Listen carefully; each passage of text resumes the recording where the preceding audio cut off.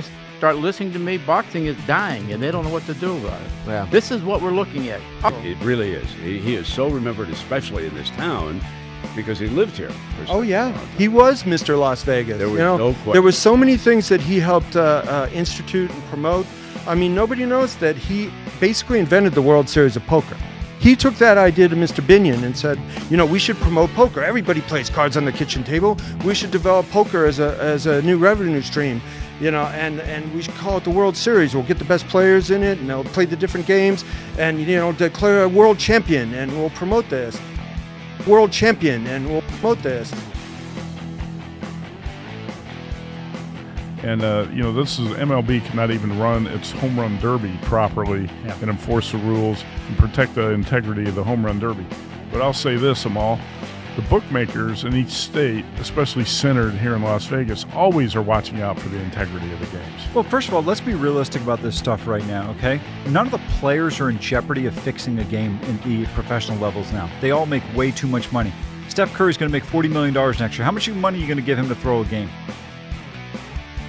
People might be wondering, hey, it's middle of July, football's a couple months away, why are we talking about it? But as I've talked to your managers back here, people are already putting action down on football, whether it's college or pro. The professionals, what they'll do is they know we're putting them up. They'll start doing their work early. Now what will they do? Well, the same as us. They'll watch how our team's performing, what's coming out of camps. Are there any injuries? Is there any new schemes? Look at new hires from a coaching perspective and things like that. Free agent signings and all. The exercise that you guys are doing is good because you want to get to the window. You have an opinion, and it's a different opinion. That's fine.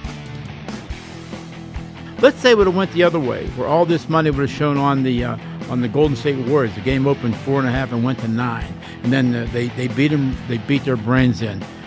The only thing you would have read about is like those people in Las Vegas knew that LeBron's hand was broke. They kept letting people bet 4.5, 5, 5.5, 6, knowing that they had no chance to win. But nothing came out about it. No penalty was given to the Cleveland Cavaliers. I don't understand it, and I really don't understand. I'm Ron Flatter with your VSiN Action Update. After winning the first game of their showdown with the Phillies, the Dodgers are favored again tonight. With Kenta Maeda starting, L.A. is 13 cents against Aaron Nola and Philadelphia. 29th time in a row the Dodgers are favored. They're 18-10 in those games leading up to this. Maybe there should be a separate line for Paul Goldschmidt. In his last 5 games against the Cubs, he is 8 for 18 with 6 home runs. After he led the Diamondbacks' victory last night, it's still, though, the Cubs who are favored at Wrigley tonight. Kyle Hendricks starting 70 cents against Clay Buchholz and Arizona. To the NFL, Todd Gurley has signed a 4-year extension with the Rams. ESPN says it's worth $60 million, $45 million guaranteed. Every year there's a high-profile NFL camp holdout who eventually shows up on the eve of the regular season, but not before creating a lot of breathless kabuki theater-type drama that lasts through August. This year it looks like it's Julio Jones. ESPN reports that Jones wants his contract rewritten or else he won't report to the Falcons. The contract has 3 years to go. Training camp has a while to go, too. Ohio State fired wide receivers coach Zack Smith yesterday after his ex-wife got a judge to put out a civil protection order against him. Smith was busted in May on a criminal trespassing charge that came out of a spat between the two of them. Next, it's The Edge. Jonathan Von Tobel, Sam Panayotovich, live here on VSiN. In every game that takes place, someone has an edge over their opponent, and sports gaming is no different. Whether it's the house or patron, we'll tell you who has the edge for this week's mashups. And now, broadcasting live from the VSiN studios, it's The Edge, only on the Vegas Stats and Information Network. You know, you wake up this morning and you think we'll talk heavy baseball off the top, but then the NFL gets involved, the NBA gets involved. We're talking pretty much everything. We might even get to some hockey today on The Edge. Jonathan Von Tobel, Sam Panayotovich here on July 24th, and you heard it in Ron Flatter's update. Todd Gurley signs the dotted line with the LA Rams, a massive deal. 4-year extension worth $60 million, $45 guaranteed. That is a heavy wheelbarrow full of cash. Yep, and this is big news for a story that we've been following the last week, and this sets the market for Le'Veon Bell. Le'Veon Bell has been looking for a contract. We know that he's talked about a lot of money with this contract, and this sets it for Le'Veon Bell because now that you have one of the top-tier running backs and his deal is set, and, Todd Gurley and Le'Veon Bell, whether they do different things, they're on the same level in terms of top-tier running backs. So, very bare minimum, this is what Le'Veon Bell is going to get eventually. ESPN Stats and Info says that this is the most guaranteed money for a running back in a single contract. Gurley's deal with the Rams, $45 million guaranteed. Adrian Peterson back in 11, $36 million guaranteed. Saquon Barkley for a rookie, $31.2 guaranteed. And back in 2011, remember Chris Johnson? DJ 2K.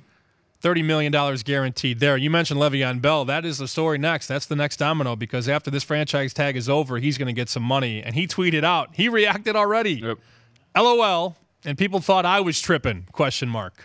Yeah, this is it. I mean, and this is actually the best thing that could have happened for Le'Veon Bell at this point, right? He's holding out, and now his agent can go to the Steelers and say, look, I am on the same level, if not better than Todd Gurley. I've been in the league longer than Todd Gurley. You need to pay me. And this is the least amount that we're accepting right here. As much as this guy got paid, I deserve it, if not more. Cleveland Browns. Yeah, back up the truck. So, I mean, somebody's going to pay Le'Veon Bell, and somebody's going to give him this much. It just depends on who. Cleveland Browns could be it. Indianapolis Colts have some turnover at running back, maybe. They have a lot of cap space. You know, there's a lot of teams that could really use him. I wish I was Bell's agent right now. Next 12 months. Hang out as long as he stays healthy. Yep. Well, I mean, and that's the big thing. And actually, to be honest with you, too, so think about it in the big picture. So you see how much he's going to get. We've talked about him sitting out half the year and playing the bare amount of games so he can hit free agency. I mean, now, looking at how much money he could actually make, don't you think that now he's thinking that he has more incentive to sit out for 8 games and stay healthy for this year? I've said this for a week. I like the Steelers under the win total. I think there's going to be so much drama around Le'Veon Bell, and I think eventually there's going to come a time in this season when he gets busted out by somebody in that locker room that says, hey, you're not giving it 110. And there could be a whole lot of drama. The volcano could just be starting to erupt in Pittsburgh. And then Roethlisberger, he's coming up on 37, 38 years old. Antonio Brown, does he get enough touches? I don't know. There could be a lot that goes wrong. There could be. Now, Mike Tomlin could iron all this out, and they could be fine. If I'm Le'Veon Bell, I'm looking out for number one, though. Yeah, of course. And I would say this. Mike Tomlin got over all of the issues that were surrounding the anthem, and it was the Bears game and everything that happened there. If Le'Veon Bell plays, I don't think he's going to be accused of dogging it or effort or anything like that. I think a lot of these players are more united than we give them credit for in terms of, especially when it comes to money. And I think a lot of the guys on this team are going to understand that Le'Veon Bell's at peak value. He only has a few years to make this money in the NFL, and that they're going to get behind him and understand that if he wants to sit out for 8 games. Until they realize that he's probably leaving. Well, like I said, though, but they understand the situation, right? So that's why I think that they'll get behind him, and they won't hold it against him too much, considering they understand where he's coming from, right? I mean, you want to make the most money possible. I think everybody does at this point. So if you were at a situation where you're like, yeah, I got to save my voice, I'd be like, you know what, Sam, you go get yours. It's okay. I'll take over from here. Okay. I'll remember that when that time comes. Kevin Love has signed the dotted line as well in the NBA, a 4-year, $120 million contract extension with Cleveland, topping out the overall deal, 5 years, $145 million. And guess what? The Westgate went, we're not even touching the future number. Cavaliers still 500-1 to win the whole thing. Are we going to see, I got to bring this up real quick. I want to know if we'll see Minnesota, Kevin Love. I hope so. Now we're going to get back to what made Kevin Love so great in his years in Minnesota, where he get down in the paint. Yeah, get down in the paint. You know, yanking down double-doubles, just doing everything he possibly could, just filling the stat sheet when he was with Minnesota. I hope we see it from him, man. I mean, the peak years that he was in Minnesota was like 26 points per game, averaging, I want to say, nearly 15 rebounds. Yeah, 15, 14 rebounds a game. So I hope we see that version of Kevin Love. And think about it. He could actually work really well with Colin Sexton. So I think we start to see, and there's no pressure anymore, right? There's no ridiculous team meetings about Kevin Love for no reason whatsoever. Like he was the scapegoat for almost everything in the LeBron era, or the second time around. And now that everybody's gone, he can just sit back, relax, and play some good basketball. So I think this is actually really good, and we could see the old Kevin Love. I hope so. I want fat Kevin Love, though. I need him eating the protein shakes again. I need like the extra ice cream and peanut butter before bed, a couple PB&Js. He was massive in Minnesota, and I got his last season here in Minnesota. Remember, he was all NBA with the T-Wolves. 26 points, 13 boards, 5 assists, 1 block, hit 3 threes a game, shot 48% from the floor, 83% from the line, 77 games. Yeah, he's going to go. I think he's going to go back. It sets up nicely, right? I mean, you don't have to win games. There's no pressure to win a title, and all you have to do is help a rookie point guard develop. And what's better for a rookie point guard to develop than a guy that you can play a great pick and pop game with, right? So I think it's going to be great, and I think Kevin Love's primed to have a really big year. Win total probably still high 20s, low 30s for Cleveland? I don't think it touches 30.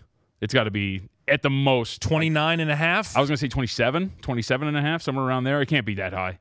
It's going to be in the range of, so what was it last year? The Bulls were 22 and a half. I would think this team's a little bit better than the Bulls. The Bulls were about 20, weren't they? 20 and a half? Well, I think they got up to 22 and a half. I got bet up. Yeah. And I would think this team, I think on paper, this team is better than that Bulls team last year because they have Kevin Love. So I would say in the range of like 25 to 27. I don't know if it was Instagram or Twitter, by the way, but J.R. Smith, I think he just realized LeBron's leaving. He posted something yesterday or this morning. Did you catch that, Jones? J.R. Smith, a little late to the party. Did he congratulate LeBron or something? He sent like the farewell LeBron message, but he's a little late. Kind of like he was late with the clock. He just cracked open the hot box and he was like, what? Yeah, wait, like, what happened? Wait a minute, what? He's like, oh, man, I got to let him know. Hey, if you need another shooter, you guys don't look like you have a lot. You may use end me. up there. He would fit in perfectly with that new Lakers team. Dude, with that roster, he is perfectly fit. Him and Beasley rolling down Ventura. Yep. Woo, man. 3 big favorites of baseball went on last night. And if you parlayed the opposition, if you parlayed against Kluber, Severino, and DeGrom, plus 2,900, almost a 30-unit parlay. If you went against Corey Kluber, who was 300 at the South Point, Severino was minus 300 at the Golden Nugget. Jacob DeGrom at Station was about minus 180. Well, I'm a little offended because you left out the 4th big favorite. Right. I did this before the Angels lost to the White Sox. Jaime Barria, minus 220. Your boys. Giolito on the road, getting it done. Ridiculous. Pirates have won 10 in a row. Yeah. They win it in 6, and I've been talking about this over in Cleveland. Nothing gets affected there. That's just pretty much a wash for the total because it's a 6-inning bet, so the total gets washed. But the Pirates win 7-0, 10 in a row, and their 10th win, they cash as a plus 250 dog. Yeah, and Cleveland was bet up to in this one. As you mentioned, they were bet up minus 270, like minus 300 overnight. You see the closing price there. It's funny because when you watch this, and I wanted to ask you because you've been keeping track of these overs at Progressive, I am interested to see how these overs pan out as we get through the second half. Because remember, during the break, right, they acquired 2 really good hands in that bullpen, and one of them literally named Hand, and that actually a big part of these overs was this bullpen. Now, Kluber, if you look at what he did last night, he wasn't that bad. It was 4 innings, 7 runs, 3 of which were charged to him. He was the victim of some shoddy defense behind him as well. So I feel like Kluber's going to round out in form, but I'm really interested to see how these overs really pan out. And I think they might come back down, regress to the mean, considering that they kind of fixed that bullpen. And I like the pieces. And then Miller comes back healthy. I mean, you could see this where you're getting actually a little bit of value on the under because this overs at Progressive are going to start to go up and up. Kenny and I have talked about this, and we also think part of it is the weather in Cleveland. Mm-hmm. It's 90, 95 degrees. It's hot. Offense is really good. They're second best in baseball as far as scoring runs. You're right. The bullpen's second worst, over 5 runs allowed by the bullpen. Yep. And the park factor, second in the league, only behind Coors Field. Yeah. And it's never been this high. Last year it was like 15th in park factor. And park factor is the amount of runs scored in a given ballpark, giving all things considered.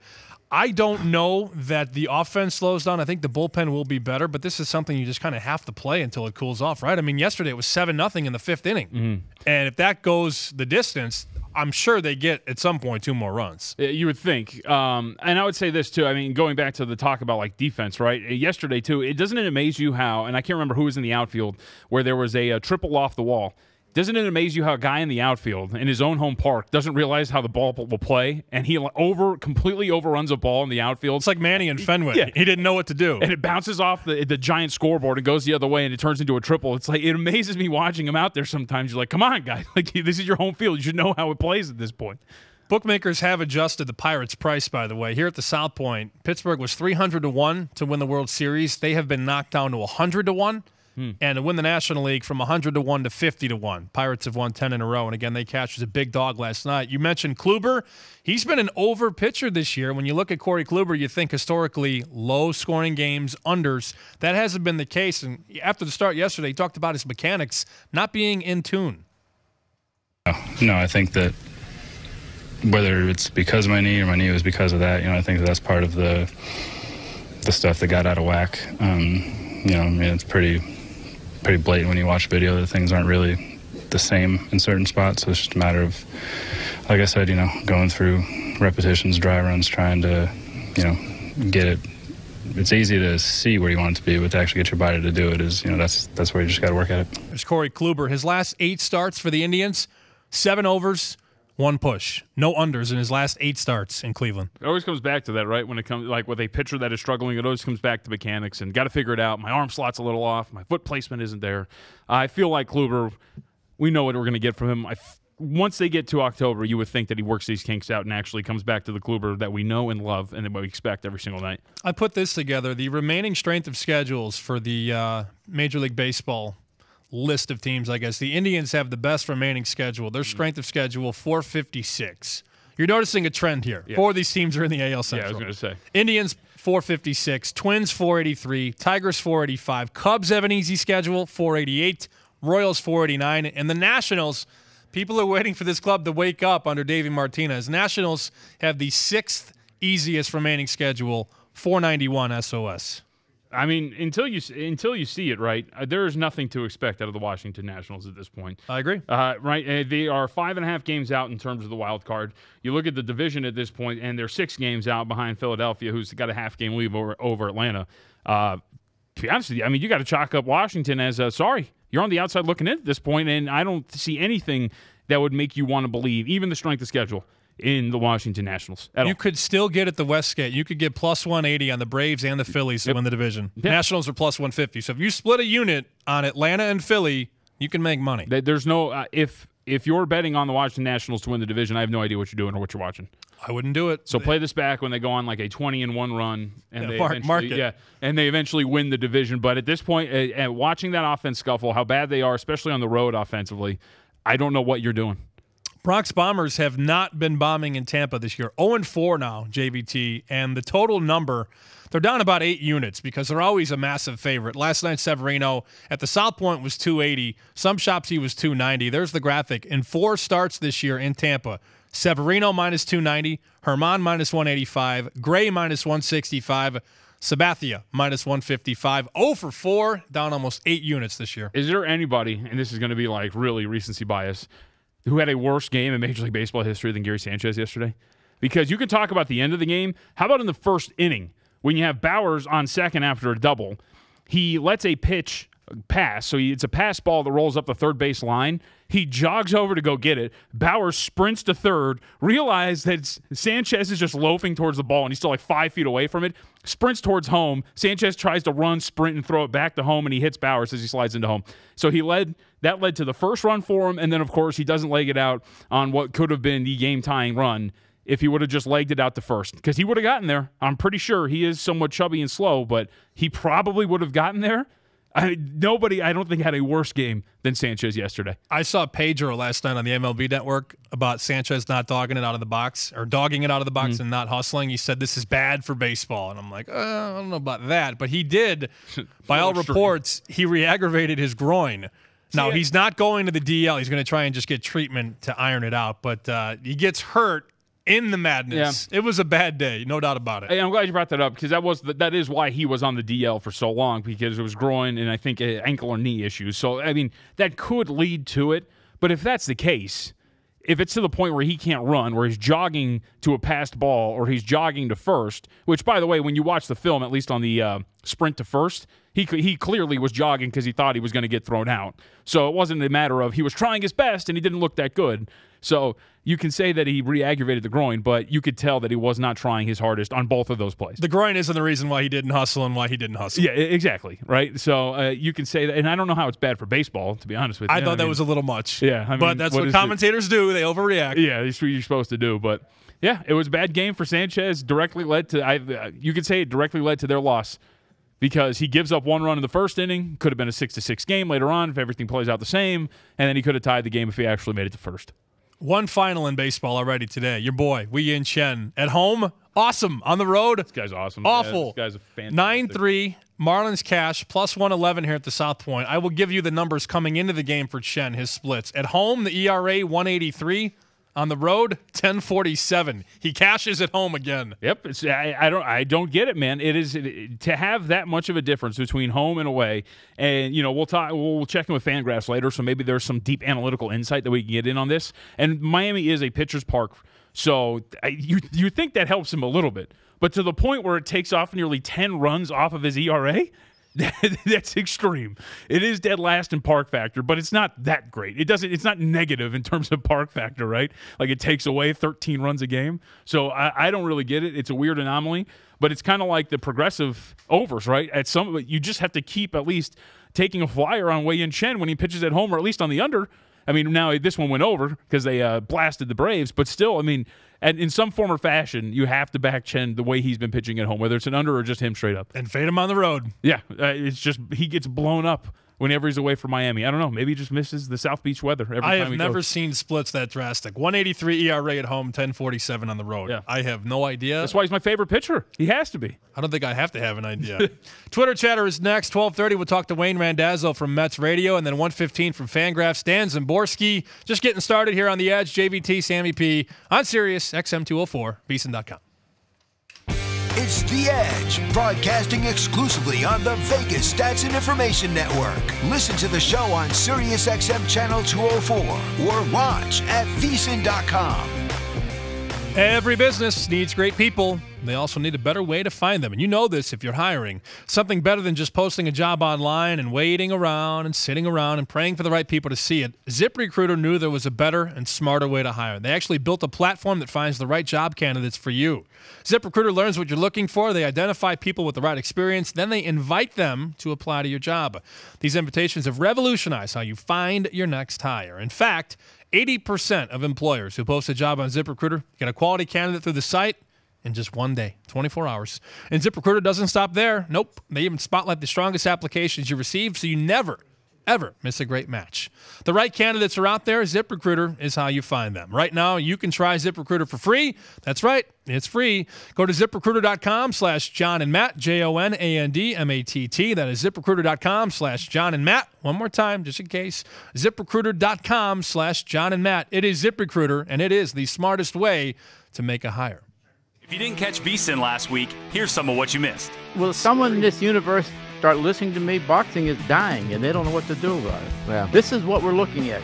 It really is. He is so remembered, especially in this town, because he lived here. Oh, yeah. He was Mr. Las Vegas. There was no question. There was so many things that he helped institute and promote. I mean, nobody knows that he basically invented the World Series of Poker. He took that idea to Mr. Binion and said, you know, we should promote poker. Everybody plays cards on the kitchen table. We should develop poker as a new revenue stream, you know, and we should call it the World Series. We'll get the best players in it, and they'll play the different games, and, you know, declare a world champion, and we'll promote this. World champion, and we'll promote this. And, you know, this is MLB cannot even run its home run derby properly and enforce the rules and protect the integrity of the home run derby. But I'll say this, Amal, the bookmakers in each state, especially centered here in Las Vegas, always are watching out for the integrity of the games. Well, first of all, let's be realistic about this stuff right now, okay? None of the players are in jeopardy of fixing a game in the professional levels now. They all make way too much money. Steph Curry's going to make $40 million next year. How much money are you going to give him to throw a game? People might be wondering, hey, it's middle of July, football's a couple months away, why are we talking about it? But as I've talked to your managers back here, people are already putting action down on football, whether it's college or pro. The professionals, what they'll do is they know we're putting them up. They'll start doing their work early. Now what do they do? Well, the same as us. They'll watch how our team's performing, what's coming out of camps. Are there any injuries? Is there any new schemes? Look at new hires from a coaching perspective and things like that. Free agent signings and all. The exercise that you guys are doing is good because you want to get to the window. You have an opinion, and it's a different opinion. That's fine. Let's say it would have went the other way, where all this money would have shown on the Golden State Warriors. The game opened 4.5 and went to 9, and then they beat them. They beat their brains in. The only thing you would have read about is like those people in Las Vegas knew that LeBron's hand was broke. They kept letting people bet 4.5, 5, 5.5, 6, knowing that they had no chance to win. But nothing came out about it. No penalty was given to the Cleveland Cavaliers. I don't understand it. And I really don't understand is Adam Silver being quiet? Welcome back. Are you ready to get an advantage? Good, because it's now time to get back to The Edge. Let's do this. We'll talk tweets, Twitter chatter on the Edge. Let's fire up the VSiN Twitter feed and settle in for some quality Twitter chatter. Ooh. Breaking news on Twitter, by the way. We won't spend a lot of time, but Gary Sanchez, 10-day DL. Oh, he is on the DL? Groin injury. Do you have the update on Danny Green, too? Oh, yeah, you want that? So, yeah. Danny Green, it is reported by Bleacher Report NBA, Danny Green unknowingly played with a torn groin last season, went undetected by Spurs medical staff. And Top notch. Yep, and we had remember all the hot takes, right? What's Kawhi's problem? Why won't he play? Right? Tony Parker, my injury was 100 times worse. This is why. This is why I don't ever sit there and go, you know what, you should play through something. It's your body. You understand. And there's a reason why he went to multiple other doctors to try to find something else, because he didn't trust these fools. And look at that. Danny Green played with a torn groin all year long. Okay? Spurs are trash. Right, though? I mean, you're sitting there nodding, but right? I agree. I just wanted you to have a soapbox. And is it done? Are you done? Yeah, I'm done. I'm just saying. All right. Kawhi's my boy. Toronto winning the East. On to the tweets that are actually on the rundown. If we have any more late additions, you let us know. The Mets wasted another strong start by Jacob deGrom yesterday. StatMuse tweets this out. DeGrom struck out 10 batters over 8 innings, allowed only 3 runs. Lost again, though, to even his record at 5-5. To the Padres. ERA 171, but here's the rub, JVT. If you bet on Jacob deGrom every start, you're down 8.2 units this year. Well, I mean, if you're doing it, stop, right? I mean, I don't know why you would at this point, just because the supporting cast is so bad. And it's weird because if you look at some of the runs per game for the Mets, right? They're really bad at home. When they hit the road, they actually add like a 1.5 to their runs per game. So it's really odd that they perform really well. And City Field, has been a pitcher's park. But it's weird, and I've always wanted to try, and I have to go back and check this out. My theory has always been, especially when it comes to bad teams, like Clayton Kershaw got off to a bad start at the beginning of the year, and I feel like teams kind of take a step back when they have a good pitcher on the mound because they know that they're always going to be in the game. And there's nothing really tangible you can put, except for like things like this with DeGrom. So you have to go back and check. But I just feel like when it comes to really good pitchers, for some reason, teams tend to relax, especially when you're a bad team, and go, hey, he's on the hill. We got this. But you clearly don't, and you can't support him at all. 3-2, loss to the Padres, another loss for DeGrom. It's bad. Saw this ESPN Shy Cubs, Jesse Rogers. Anthony Rizzo will get to pitch with 2 outs in the 9th. Cubs down 7-1. For years, he's been practicing for this moment. What a great idea. Yeah, Joe Madden, he's so cool, so kooky. I mean, it's a lot of fun. Let your best left-handed hitter go out and just throw a random game. Yep. And then what are we doing? And then he gets drilled with a fastball when he's on the mound. And then he's out for like. And I saw this. There's a radio host in Chicago who won't be named. But he or she is talking about Javi Baez. Baez needs to pitch next. He's been your MVP. What are we doing? I feel like I know who this person is. Yeah, you know who it is. He needs to pitch. Javi should be next. Yeah, and it's funny because we talked about how the first segment where things were bad for Major League Baseball, right? Gary Sanchez, bad for Major League Baseball. I saw this, and the topic on Major League Baseball TV this morning was – our network was, is this bad for baseball? You kind of think it is just because, like you said, you have your stars up there. Something can go wrong. You have a million arms in your bullpen. Just put them out there. Get the out. Put the backup catcher in. Yeah, like if you're putting your star out there to get cute, no, this is a fun story. And yet when he gets nailed with a fastball, something goes wrong, then all of a sudden here you are, and you're without your top-tier first baseman for a long time because you got cute with it. I'm a big fan of Joe Madden. Brought a World Series to Chicago, but that's stupid to have Rizzo pitch. That's asinine. He had a nice curve. Nice curveball. Yeah, whatever. At StatMuse, Patrick Corbin struck out 9. Same game. They beat the Cubs yesterday. Currently posting career bests in ERA, WHIP, FIP. I don't know what PRAA is. Sounds like an association or something. Also a career high in Ks per 9. 11 per 9 innings. Patrick Corbin on fire right now. And I will double check, but I believe this is a contract year for Patrick Corbin. He might be up for arbitration. But regardless, he is putting up career highs, as you say, at just the right time. Because I actually got fooled a while back, like 2 months ago. I saw a fake Ken Rosenthal. It was like, the Yankees acquire Patrick Corbin. I was like, oh, man, like you like to say the rich get richer. I'm like, this is disgusting. Buster only, capital I instead of the L? Yeah, exactly. It does not seem to want to load for me. Thank you, Spotrac. Okay. PRAA, pitcher only, runs above average. Did you know that? No, I Googled it. Okay, I didn't think so. Jason Stark tweets this out at JasonST. $20 if he can even use that in a sentence. You know Chase Utley is retiring. Well, he goes back to Philly for what will be the last trip ever. He is an unrestricted free agent, sorry. I thought he was going to retire, though.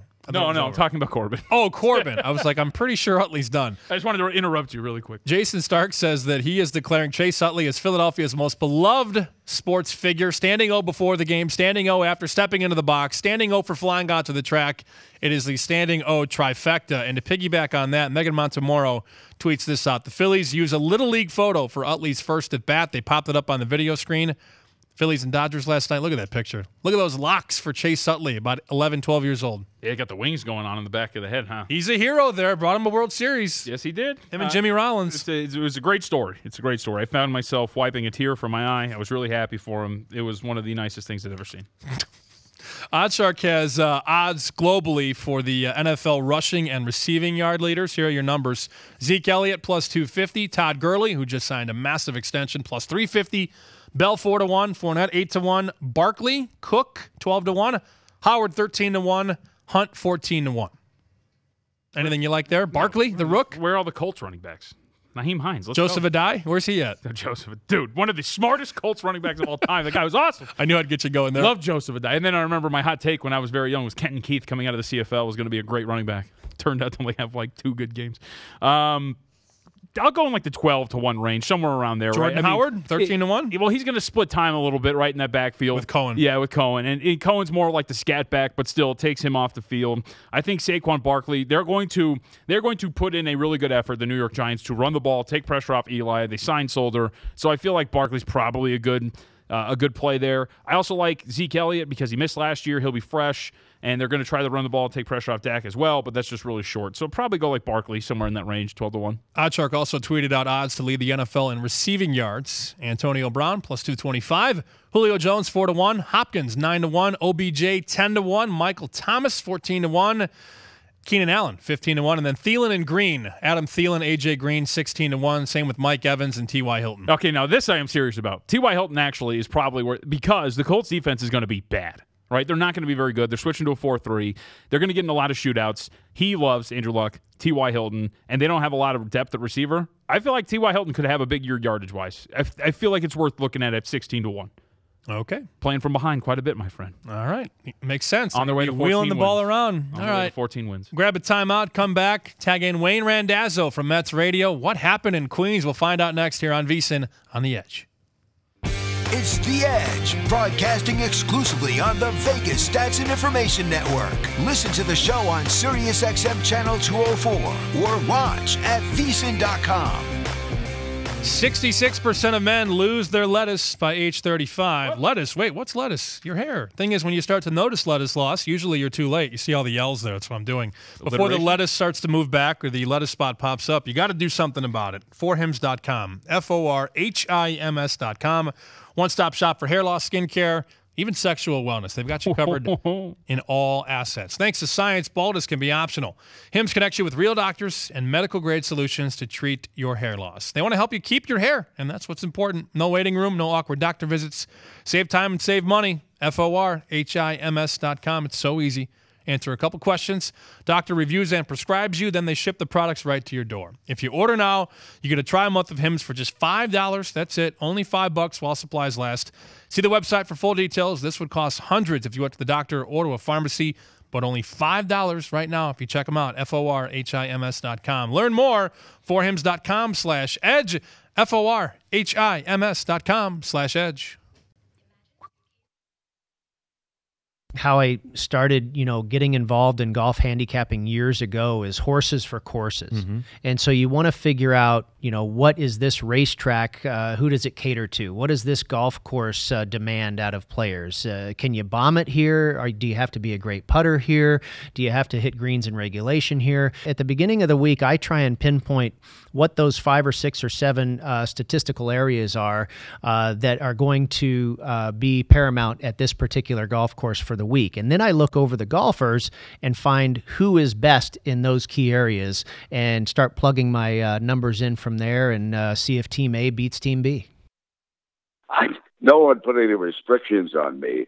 I doubt that I'm going to delve into in-game right away. It's more apt that I think, for example, Mitch, I think that with the Rams Monday night, the last time I checked, the over-under number was was up around 49 and a half because the Rams led the league in scoring last year. So it's a fairly high number. I will always keep that in the back of my mind. I don't think that I'll be jumping into the in game because I won't be doing that for the booth. I'll have my hands full. One thing we want to remember is that we're looking at it from a gambling perspective. Yeah. If the market keeps pricing them the same old way, they get a little bit better. That's enough to bet. That's an edge. That's an advantage. So we're not thinking so much, will he make the Cardinals, will the new manager launch them up to Dodger caliber or something like that? That's not going to happen. But if they're going to be better than how they're priced, and we'll talk about tonight's game against the Cubs in a little bit, then that's still something you want to take advantage of until the market adjusts to the new level of performance. If he's fixing a problem, if the change fixes a problem, then you can make money for a while. Pennsylvania is dragging their feet. And the only way that they're going to stop dragging their feet is like, as we just heard the other day, and Tony was talking about, the Gold Nugget will open up. There's no doubt you'll have a great facility there. There's no doubt you'll run a big-time sports book. Wheeling, West Virginia is to open up, which is about a stone's throw away from the Pennsylvania border. You can only imagine the Philadelphia people understanding, like, they can't take a piece of this pie because people will be driving to New Jersey and Atlantic City and Dover, Delaware, and whatever. So it's waking up time for a lot of things. Welcome back. Are you ready to get an advantage? Good, because it's now time to get back to the edge. 12:33 here in Vegas, 3:33 out east. Jonathan Von Tobel, Sam Panayotovich on the edge. On VSiN joining us now on the phones. He is on Mets Radio, Wayne Randazzo from Chicago, and now Mets Radio pre and post. What's up, Wayno? What's going on, guys? How you doing? Well, I was a big Mets fan early in the season. You know this. I think you figured it out when I stopped texting you, though. They won 11-2. I don't think they've won since. How do you put into words, Wayne, for somebody that hasn't seen this Mets season, how would you put into words where they started to where they are now? What happened? Well, it makes a little sense that they had such a great start to the year because they were able to space out their pitching in a way where they didn't really need their fifth starter. And they were able to use their best relievers quite a bit because there's so many days off early in the season. I think Jerry's Familia pitched in like 9 of the first 12 games. And, of course, the Mets won 11 of those first 12. So they had a lot going on, a lot that was just happening that was going right, a lot of clutch hitting. It seemed like every time they fell behind, they came right back and took the lead. Maybe some things looking back that weren't very sustainable when it came to winning in a long season. And then the injuries came, some bad luck followed. And it just spiraled completely out of control to the point that they could not recover. And now they're looking at another lost season. Really, they're second in a row like this, and a team that's near the bottom of the National League. So, Wayne, when we talk about a lost season, that obviously means for a lot of people that this team could be then a seller. Jacob deGrom at the top of that list in terms of guys who can be sold off. So, two-part question here. One is, how realistic is it that Jacob deGrom does get traded? And two, guys like the guy who's going to pitch tonight, Zack Wheeler, or even Steven Matz are having a good year. Is it more likely that one of those two guys gets shipped off as opposed to deGrom? I'm going to be very boring when it comes to trade rumors because I really believe that none of those guys you mentioned are going to get traded. Okay. I think if I had to go in order of possibility, I would say Wheeler would be first, Matz would be second, Syndergaard would be third, and deGrom would be last. And I have zero expectation that deGrom or Syndergaard are going to get moved. I don't think Steven Matz is going anywhere either. I think they've found a comfortability with Matz. And in Wheeler's case, he probably makes the most sense to get traded. He hadn't really been healthy in years. He finally is now. He's pitching to a much higher capability than what we saw last year. And he's only got one more year left of team control. Mm-hmm. So it would make sense, regardless of what the Mets think they'll do in 2019, to trade Wheeler and to try to get some good pieces for him. But I think they're committed to the fact that all these starters are looking good. They've all had good seasons. And they feel like with better health and maybe some free agent pickups, that 2019 is going to be a much better season. So from everything I've heard around here, I don't expect any big trades other than the guys who are free agents to be Asdrubal Cabrera and Jerry Blevins, really the only two guys left in that regard. And I would be surprised if anybody else goes. Is Cespedes day-to-day, or is he off of the season, or is it somewhere in the middle? Do we have any idea? We're going to find out here soon. I'm going to guess that he's going to be out for some time here. I would be surprised considering how badly he's been battling these ankle and foot injuries, the heels, that they're going to run them out here in a season where wins and losses just don't matter anymore. So they have a couple of new guys up here today. Jeff Mcneil, who everybody was excited about while he was playing in Las Vegas, is up here now today, and he'll be on the active roster soon. I would imagine that means Cespedes is going to be on the DL. So I don't think we'll see too much more of Yoenis. Wayne, what's the feedback on Mickey Calloway thus far in his first year as manager, and does he get any credit at all for the turnaround of some of those pitchers that we mentioned at the top?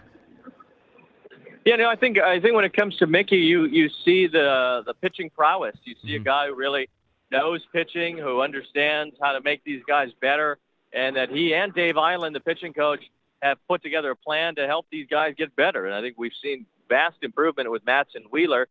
We've also seen some relievers, go the other way, I think, this season too. So, and Jason Vargas has had an awful year. So, it's on one hand, you can heap some praise on him for that. On the other hand, there are some pitchers who have struggled too, particularly in the bullpen. I think Mickey's having a tough time handling the New York media, which is such a huge part of the job and something that Terry Collins was very good at doing. But I think the Mets like what they have with Mickey. I think they appreciate the work that he's put in to try to get better as a manager. And, I think it's kind of incomplete right now. They look at the injuries and all the things that have kind of piled up on this team, and it's hard to blame Mickey for some of this stuff that has happened that has gone wrong this season. So we'll see. I think that he'll get another opportunity to come back next season and try again. But I'm not sure that his standing in the organization is completely firm at this point. Joined by Wayne Randazzo, Mets Radio on VSiN. It's The Edge, JVT, Sammy P. Wayne, what about the NL East as a whole? Vegas still says, and I don't disagree, I actually do disagree, Vegas says the Nationals are still favored to win the division. I find it hard to believe that is the case. They are so inconsistent. They're mediocre. They're average. I would much rather take a shot on the Braves or the Phillies. How do you handicap the division? Yeah, it's tough right now because you look at the Braves and Phillies, and at this point, as you get this close to August, you have to credit their staying power. Everybody expected them to fall back, and they really haven't. In fact, the Phillies have gotten better over the last few weeks than anything else. And yeah, Washington's been a mess this year. I don't know how much Davey Martinez is helping things. It seems like they made a mistake getting rid of Dusty to begin with. He was so commanding of the respect of his players, whether they liked him or not. And Bryce has had a bad year. He's not been near the capability that we've seen from him in the past. But I still think that's the most talented team, and I think that's why you're seeing Washington being, heightened like this. But they've had a lot of injuries too. Adam Eaton's been in and out. Murphy's really been a non-factor this year. Now Sean Doolittle is hurt. They've got some issues, and I wouldn't be surprised to see the Phillies or the Braves make a run. I think it's a better question. You'll get a better answer a week from now, considering what these teams will do at the trade deadline, because I think the Phillies and Braves plan to be active, and depending on who does better between now and next Tuesday is, I think, the favorite to win the division at that point. And then who's the favorite, in your opinion, Wayne, in the National League in general? Is it Machado and the Dodgers, or is it the Cubs? Cubs 42-26 since May 7th. Yeah, I need to see the Dodgers with a healthy Clayton Kershaw, because if he's not healthy, what's that starting rotation look like in October? It looks a lot different than what we've seen the past couple of years. Cubs are the best team I've seen in the National League this year, but they've got some starting pitching issues too, and Yu Darvish doesn't seem like he's ready to come back and help them anytime soon. So I think one of those two teams will be the National League champion at the end of the day.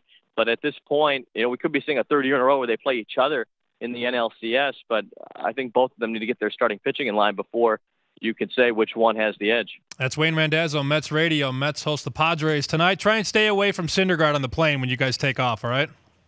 I just saw him. He's got gloves on and everything. So I think he's still he's still being kept away in a lot of sense. But he should be okay now. He shouldn't be as contagious as he was. Do they have the mask too? I'm picturing like a robe. You got the mask, latex gloves, right? Hair in a bun. He's got the latex gloves and the man bun right now. That's about it. But he's probably on the downside of it. I think everybody's fine. He's at Wayne Randazzo, Mets Radio. Thanks, Wayne.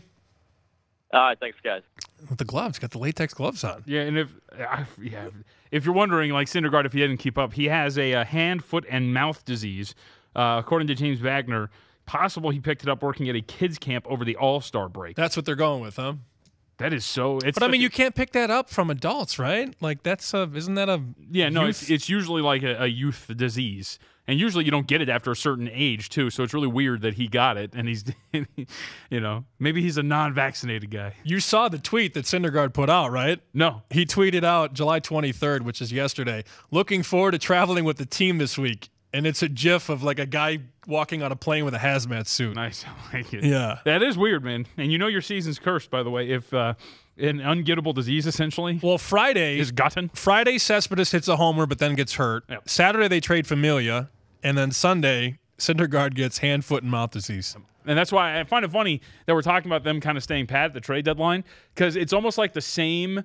Ever since they made it to the NLCS, it's been the same story every single year. It's injuries. I think we have a good core. We're going to roll this over next year and just hope that we're healthy. And it's been like 3 years in a row now that they've gone that route.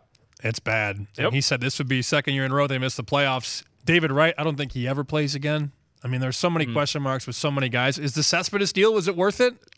I mean, that year was totally worth 15 it. when they go to the NLCS, but long he term. was the reason they made it that far. But no, you're right. Like long term, it hasn't really panned out. Real quick before you get to that, sure. Just to mention, because I know we'll get to these games.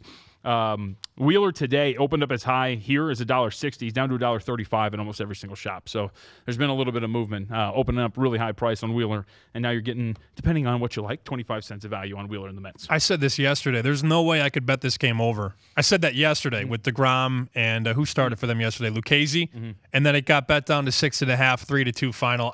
I would be hard pressed to go over 7.5 here. Wheeler and Lauer. Yeah, opened up shaded to the over, but at this point, we're depending on where you look like at a pick or shaded to the under.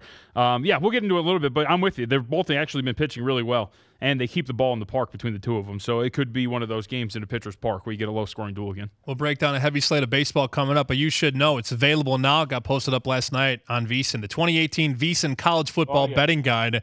JVT popped it up on Twitter, got retweeted, got blasted. It's not like other annuals you may see at the magazine stand or on the internet. No. Our preseason guide focuses on one thing. Yes. Betting on football. Oh. Nothing more, nothing less. Nope. Break down all 130 FBS teams. All of them. And the experts, JVT is an expert, offers forecasting for every team, win totals, over, under, why, 150-plus pages. The ultimate college football betting resource, only $14.99, available right now. VSiN.com/subscribe. I'm responsible for 26 pages. It's The Edge, broadcasting exclusively on the Vegas Stats and Information Network. Listen to the show on SiriusXM Channel 204 or watch at VSiN.com.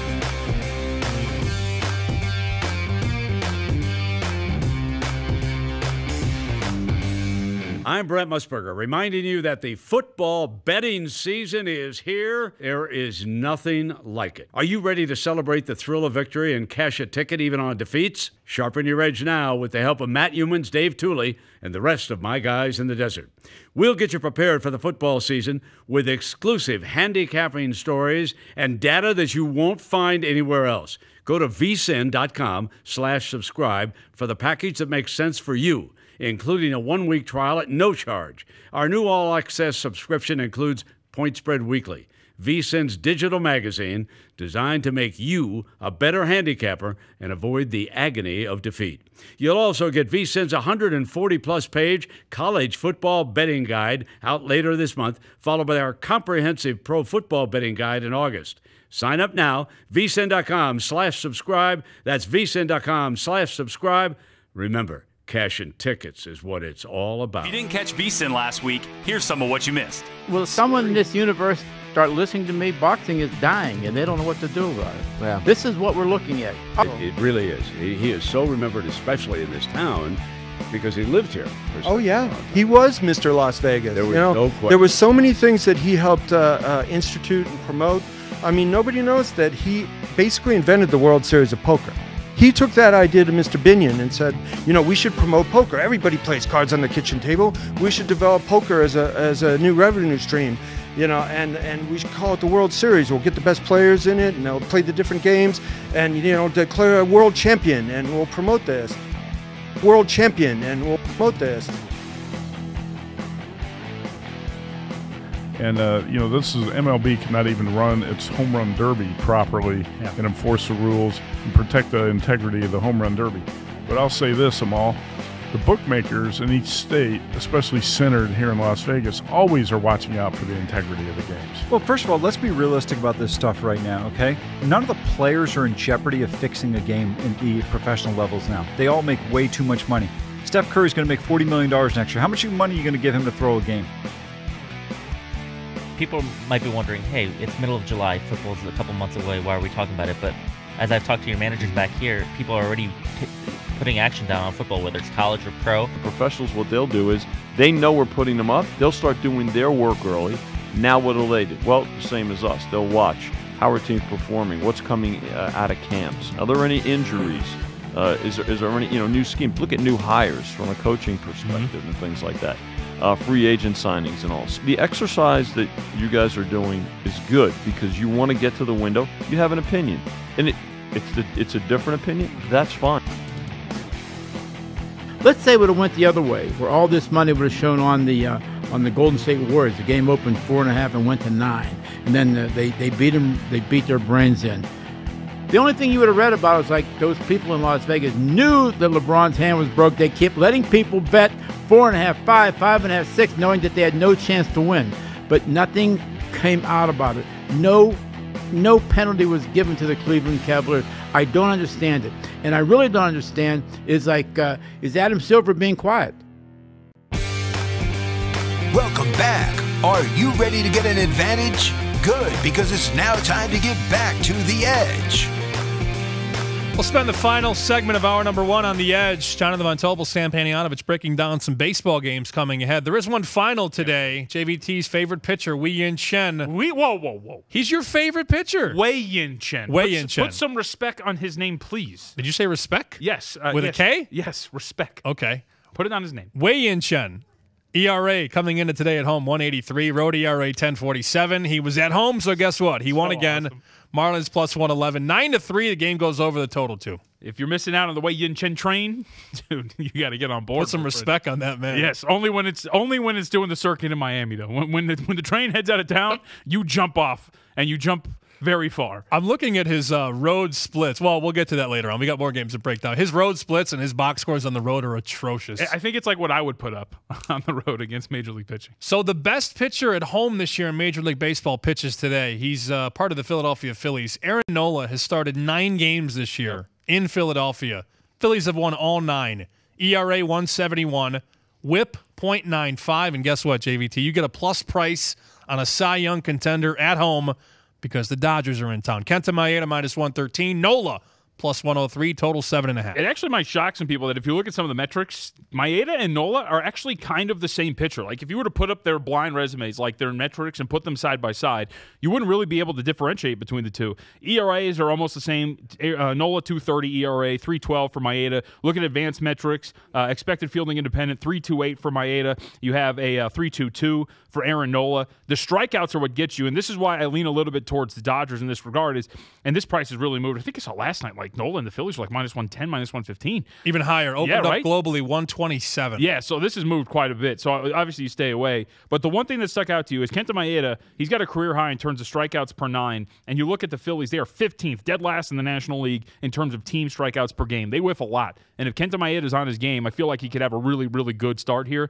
Now, all of a sudden, the bullpen is somewhat untrustworthy for the Dodgers. We saw that yesterday. Because it drew a little ire from bettors I saw on Twitter. That's a sick laugh. Yeah. But I kind of leaned towards Maeda when I saw him at plus price. Now that you're out, I'm out. And you look at terms of runs per game, too, especially on the road. Dodgers average over 5 runs per game when they hit the road this year. So I lean towards the Dodgers. I can see why the big move has come in on L.A. And some of that's got to be steam. Obviously, you start with the Sharps and then go from there. Speaking of moves, Boston, the Red Sox were $1.85 favorites globally last night. Mm-hmm. That price now minus 146. So a 40-cent adjustment. There may be some value here, JVT, on the Red Sox. 71 and 31. Orioles are 28 and 73. They give it to Jeffrey Ramirez. Yefrey. Jeffrey Ramirez gets the start. How can you bet Baltimore down this low? Yeah, I mean, you would think it'd be a fade of Pomeranz. So Pomeranz coming off the disabled list. His ERA is trash. It's nearly 7. But if you look at his fielding independent, it actually indicates he's not that bad. He's still bad. It's essentially an even 5. His xFIP at this point. So you would think that he's going to improve at some point, but I think that this has to be a fade of Pomeranz entirely on the Orioles. And you look, I think you can be enticed, right? Like Ramirez, he's got a 3.09 ERA. On the surface, he looks like he's actually pitching really well. And although he doesn't give up home runs, he has a control issue, right? He's got a walks per 9 of nearly 4 at this point. It's 3.5. His xFIP's actually a full run higher than his ERA, so you think there's going to be a little bit of regression. I mean, that seems like a steal on Boston. It does. I don't look at any other number aside from this one. Baltimore Orioles this year, the worst team to bet on all season, down 41 units all season. Mm-hmm. And it's only minus 145. I'm not going to bet it. It looks too good to be true, does it not? Yeah, of course. And I thought, because my week with Jeff Vogel, I've learned a couple things, right? And one of the things I've started to keep track of that he pointed out is, like, if you want a sense of how good an offense is, you could take a look at their road offense as opposed to their home offense, because you play in different parks. It gives you a more even sense of what they're going to play like. And the Red Sox offense is a full run and a half better, of course, than this Orioles offense. You factor in that Ramirez could be due for a regression, and I don't know. It seems like it's somewhat of a bargain on Boston at this point. Minnesota, Toronto, Barrios on the road. Been much better to back at home. Yep. Barrios on the road, much different pitcher. Minus 105 each way. Ryan Baruchi, the lefty for Toronto, will start. Each team almost identical. 46-53 for the Jays, 45-53 for the Twins. Total 8.5.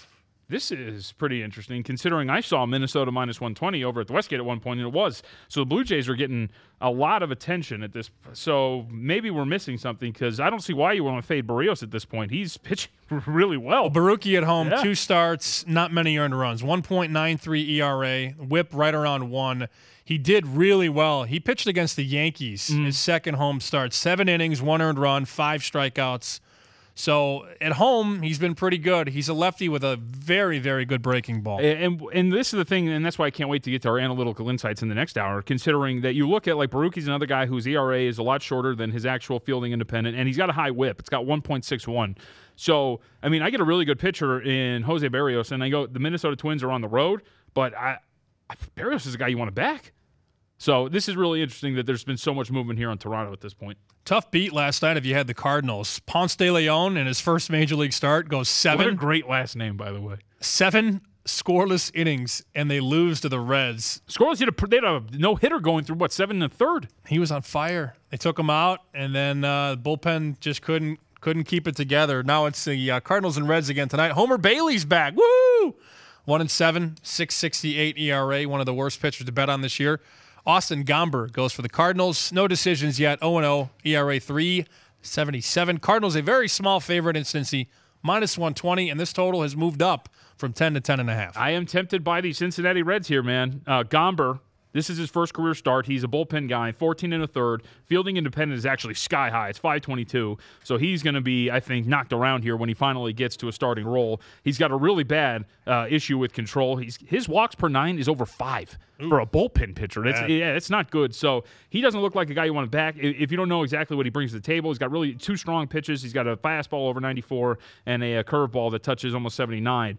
But to me, Bailey, his xFIP's a little bit better than his ERA. I like the Cincinnati Reds offensively. I feel like they can knock Gomber around. So to me, I'd be a lean here towards Cincinnati, if anything. Let's squeeze in one more. Zack Wheeler starts for the Mets at home against San Diego. Padres won last night. Money coming in on San Diego. Wheeler opened up minus 150, 155, now minus 135. Mets have lost 12 of his 18 starts. I mean, it's kind of tempting to look at Wheeler, considering you get a discount on the price at minus 135. I get that it's the Mets. Vogel had a great write-up last week. The Mets are better offensively than we give them credit for, especially on the road. They nearly average 4.82 runs per game, or nearly 5. The Padres are so bad on the road. I feel like this is somewhat of a deal as well. Minus 135 on Wheeler and the Mets. Can't go over. Can't go over 7.5. Won't do it. Can't do it. More baseball ahead, including one of the games that I really love today. Major League Baseball slate continues next on The Edge here on VSiN. Jonathan Von Tobel, Sam Panayotovich. It's The Edge, broadcasting exclusively on the Vegas Stats and Information Network. Listen to the show on SiriusXM Channel 204 or watch at VSiN.com. We love the X Chair here at VSiN. In order to bring you sports information, we spend countless hours at our desks, and the chairs used to be old and rusty, uncomfortable, generic office chairs. So the studio said, we're going to upgrade to the X Chair. People got excited, especially Matt Jones. Can't stop talking about the X Chair. I told him, I said, Jones, just a chair, though. And he said, no, just wait. So and much more than just a chair. We waited. Big difference. Comfort, productivity. Also a stylish and modern chair, too. Some say it's like the Indy car of office chairs, but more than just good looks, because looks aren't everything. The X Chair actually molds itself to your body, providing ideal posture, more energy, better concentration. And once you feel the chair, you'll feel the difference, and you will understand. If you're skeptical, that's fine. Try it for yourself. Prove me wrong. Take the 30-day, no questions asked guarantee of complete satisfaction to feel the X Chair for yourself. Go to xchairvegas.com now. Get $100 off the chair. That is xchairvegas.com, or call them up, 1-844-4XChair, xchairvegas.com. Use the code VegasFootrest. Get a free footrest, xchairvegas.com. How I started, getting involved in golf handicapping years ago is horses for courses. Mm-hmm. And so you want to figure out, what is this racetrack? Who does it cater to? What does this golf course demand out of players? Can you bomb it here? Or do you have to be a great putter here? Do you have to hit greens in regulation here? At the beginning of the week, I try and pinpoint what those 5 or 6 or 7 statistical areas are that are going to be paramount at this particular golf course for the week. And then I look over the golfers and find who is best in those key areas and start plugging my numbers in from there and see if Team A beats Team B. No one put any restrictions on me. I doubt that I'm going to delve into in-game right away. And more apt that I think, for example, Mitch, I think that with the Rams Monday night, the last time I checked, the over-under number was up around 49 and a half, because the Rams led the league in scoring last year. So it's a fairly high number. I will always keep that in the back of my mind. I don't think that I'll be jumping into the in game, because I won't be doing that for the booth. I'll have my hands full. One thing we want to remember is that we're looking at it from a gambling perspective. Yeah. If the market keeps pricing them the same old way, they get a little bit better. That's enough to bet. That's an edge. That's an advantage. So we're not thinking so much, will he make the Cardinals? Will the new manager launch them up to Dodger caliber or something like that? That's not going to happen. But if they're going to be better than how they're priced, and we'll talk about tonight's game against the Cubs in a little bit, then that's still something you want to take advantage of until the market adjusts to the new level of performance. If he's fixing a problem, if the change fixes a problem, then you can make money for a while. Pennsylvania is dragging their feet. And the only way that they're going to stop dragging their feet is, like, as we just heard the other day, and Tony was talking about, the Gold Nugget will open up. There's no doubt you'll have a great facility there. There's no doubt you'll run a big-time sports book. Wheeling, West Virginia is to open up, which is about a stone's throw away from the Pennsylvania border. You can only imagine the Philadelphia people understanding, like, they can't take a piece of this pie because people will be driving to New Jersey and Atlantic City and Dover, Delaware, and whatever. So it's waking up time for a lot of things.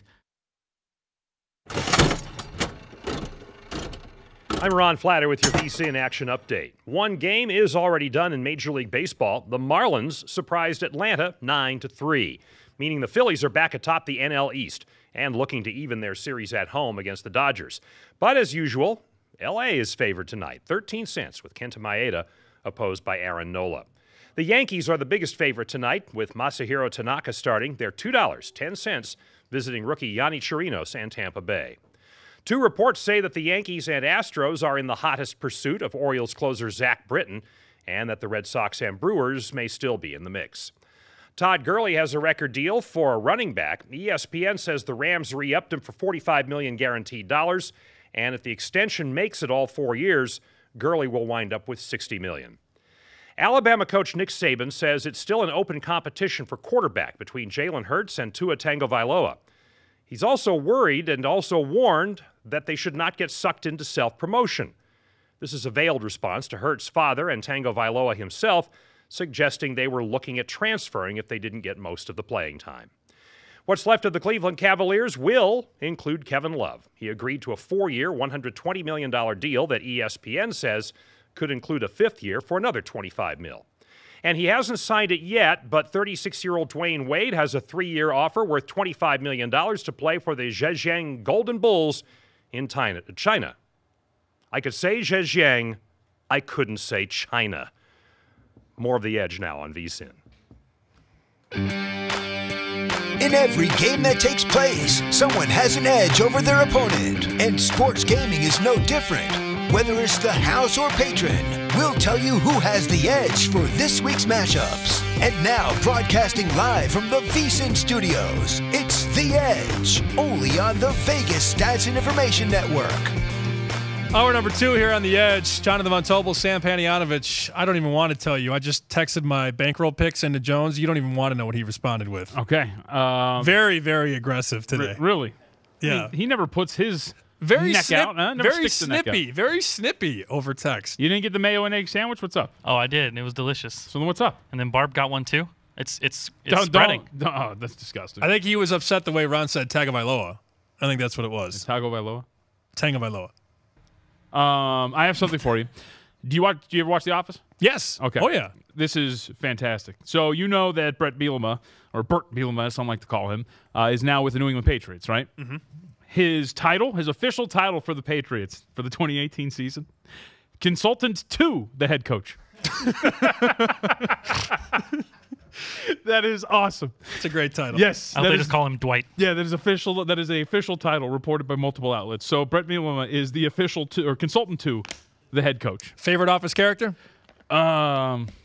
There's so many. I don't know. I'd probably go Dwight's probably up there. Actually, no. You know what? Michael Scott takes it away every single time, especially in the first few seasons. Kevin's my favorite. I love Kevin. Oh, Kevin's pretty. Kevin's the greatest. When he spills Are those M&Ms? When he spills the chili everywhere. With so many Kevin skits. Stanley's cool. Stanley's great. good too. Craig Robinson's awesome too. Daryl, right? Isn't Daryl his name? Daryl. Yeah. They're all pretty good, but I would say Michael Scott because there are so many cringeworthy moments when you're watching where I can really buy into him as an actor. It's fantastic. Oh, and Creed. Creed is great. Creed is Creed. He plays himself. Creed It's not a hard act. Yeah. All right, Major League Baseball. Let's spit out of the Office conversation. We'll do that later on in the show. I'm sure they'll talk about the Office on My Guys today. 4:10 Pacific, a team that hasn't won in Tampa all year, but they are big favorites every time. New York Yankees on the road in Tampa. We had the graphic earlier. Yankees are 0-4 at the Trop this year, down almost 8 units, and they give the ball to Masahiro Tanaka. Huge price, minus 210. Rays come back plus 185 at the South Point. Total here, 8. What do you do? I don't know. I think you stay away, right? I mean, I don't want to Not taking the Yankees. Yeah, I don't want to lay 210 with the Yankees who really can't seem to get it's right. It's the Tampa Bay Rays and it's the Baltimore Orioles. For some reason, these two teams, they just really compete well with the Yankees. And the Rays now have won, 5 in a row from the Yankees overall this year? Yes. So you can't lay 210. Tanaka, I mean, it's not anything really against Tanaka. Last time out, 2 runs, 6 hits through 6 1/3 against Cleveland. He seems to be doing all right since coming off the disabled list. But at this point, with that kind of a price tag, I think you got to stay away. If you feel like Tanaka is going to be in pretty good form here, maybe look at the under, considering that the unders have been coming in, especially when the Yankees go for these Johnny Holstaff games, as Humans calls them, and it looks like this might be one, considering Torinos is coming from AAA. So, I don't know. This one I think you got to scratch off because there's no real solid read one way or the other. I agree with that. How about Pittsburgh and Cleveland? Shane Bieber will go for the Tribe, and they have won 5 of his 6 starts. Been really good at home this year. Total ERA for Bieber, 3.53, but the Pirates have won 10 games in a row, and you get a chance at them plus 170. Total is 9. Plus price on the over 9. You know I love those overs in Cleveland. 30 and 38. 30 of the last 38 have gone over. Last night's doesn't count because it was called after 6 innings. But the Tribe, they've been goosed in their last 2 starts. Not much offense. Holy crap, and I think this has been bet up about 25 cents, right? I saw minus 160 last night, now up to minus 185 here on Cleveland. I mean, I get it. I don't know why you would want to bet against Pittsburgh at this point, having won all those games in a row. You look at the metrics overall, Musgrove is exactly where he should be. He's got a 4.08 ERA. He's got a 4.25 fielding independent. Really, this is like a matchup of 2 even pitchers for the most part. You don't get Bieber's a team this better. hot at that price ever. I mean, so go ahead and take a flyer, I guess, on even though I know Human says you never take a flyer because that means you're going to lose. I'm going to scratch this off. I feel like this is too even to really call, but like you said, you get a team that's won 10 games in a row, going for 11 at about plus 165, plus 170. On the surface, it seems like it'd be worth it taking a shot with the Pittsburgh Pirates. Although, if you maybe choose between the two, I'd rather have Bieber and the Indians, of course, than Musgrove and the Pirates, but you're just laying a huge premium. I'm waiting for a Cleveland explosion, offense-wise. No runs last game in Texas, and then no runs last night. Really, really crappy conditions, though. Poured rain. I think we had 2 rain delays last night. So I'm going to probably look over there as well. I mean, I got to play these overs till they go cold. Can you throw the board up one more time?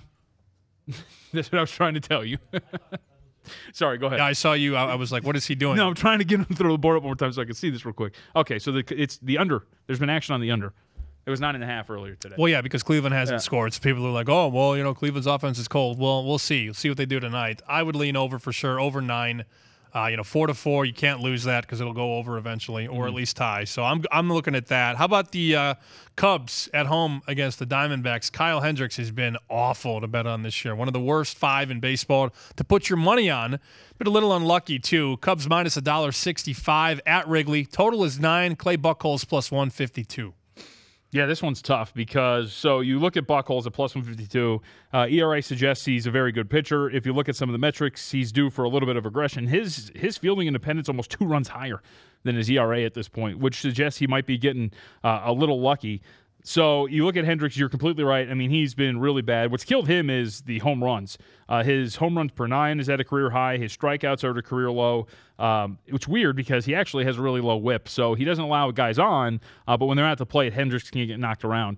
Personally, I think it's Hendricks or pass on this one. You look at the Diamondbacks when they play on the road, they haven't been that great.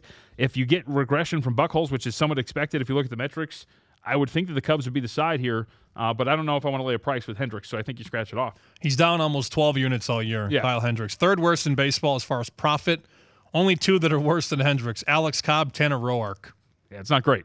And like you say, and it's the Cubs, obviously, so you're always going to have to lay a price with him, despite the fact how bad he is. They're playing at home, so you're already adding on to that. So, yeah, I don't know if I want to lay this with Hendricks, and I definitely know I don't want to flyer on Arizona, so this one's scratch it off. Oakland keeps winning. They keep finding ways to win, and they win big 15-3 last night. I was going to say slaughter. They crushed the Rangers, and they are only 2.5 out of the wild card in the American League You're now. a Simpsons fan, right? The stop, he's already dead. Stop, he's already dead. Yeah. Frankie Montas, former White Sox prospect, will start for Oakland. 5-2, ERA 3.35. He goes against Mike Minor.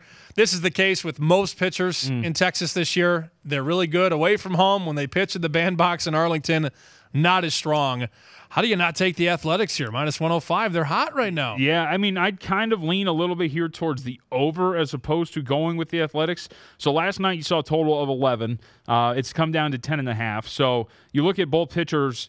Both pitchers, I think, can be knocked around. We know about Minor, how bad he is, especially with the long ball. Home run to fly ball percentage is over or nearly 12 at this point. He's got a 1.5 home runs per 9. And Montas, you look at some of the metrics, you kind of expect a little regression. He can get hit pretty hard. So I kind of think like you can look at it over here. We know about the bandbox that is Arlington at this point. You talked about park factors earlier. I think they're now first. After last night, they're first. Really? Yeah, I was looking at ESPN when you were talking. We could double check. I think I have it up right here. And I've got Globe Life Park in Arlington as number 1 in terms of park factor, right ahead of Coors, and then Progressive at That's 3. a recent development. Yeah, of course, because after you give up, what was it, 18 runs scored yesterday or 19? I feel like that's going to have an effect. But we know how great this is in terms of a hitter's park. You have a good road offense. Actually, I think second overall in the Athletics. To me, it's over, considering you're getting a slight, it was 11 and now 10.5. To me, it's over. That's how I'll play it. Texas getting money, too, by the way. Nationals and the Brewers, I love Milwaukee in this spot. They have been cold, but I imagine they will heat up over the next couple of weeks. They had a rough stretch going into the break. Won last night. Thought about pulling the trigger last night on Milwaukee. Didn't do it. I will take Junior Guerra. I think this line should be minus 130 or 135. He has been amazing at home this year, and I'm just betting on more regression for the Nationals. I'm not buying this team. I do buy the Brewers. I like Guerra at home. And Jeremy Hellickson, I mean, is he still a thing? He's been really good this year. I'm waiting for that to go south, so I will take the Brewers. Minus 105 at the Golden Nugget. I'm taking them for sure. I mean, the metrics think that Hellickson's for real. If you look at everything, his fielding independence is exactly where his ERA is. It's slightly higher, 3.29 ERA, 3.74. He's been better on the road, too. Yeah. The one thing, and that would go in your favor a little bit, Trey Turner not in the lineup today due to disciplinary reasons, so he's not going to play, so that helps you. I'll take it. Yep. Guerra, first start off the disabled list. He's another guy whose xFIP is a full run higher than his ERA, so he might be due for a little bit of regression. He can strike batters out too, although it's weird because his swinging strike percentage is at an all-time low in his career. But I can't argue with you because I don't want any piece of the Nationals on the road. And with no Trey Turner, probably be a lean towards Guerra. I'm taking Guerra for sure. Do you have anything on Detroit, Kansas City, or can we move on? I mean, I did look stuff up for. Do you want to know the starters? I'll give you the starting pitchers. I know who they are. Oh, Zimmerman -120. Birch Smith. Yeah. Birch Smith sounds like a cast member in like an extra in a movie. Birch Smith +110. Yeah. Total 9.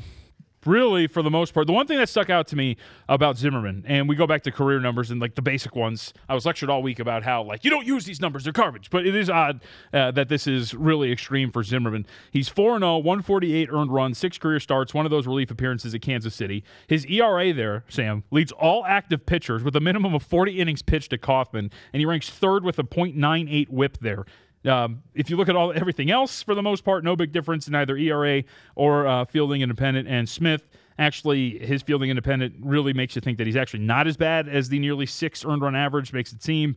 But he does give up a lot of home runs, batting average on balls in play, and he gets hit really hard in terms of hard hit percentage. So I don't know, lean towards the Tigers. What price are we at right now? I'm looking at Detroit -120 at the South. That makes sense. So I lean towards the Tigers personally, but yeah, you can scratch it off. The only way you watch that game is if you have money on it. Exactly, which goes back to our conversation we've had like 1,000 times, right? I mean, Major League Baseball talks about how we put this product on.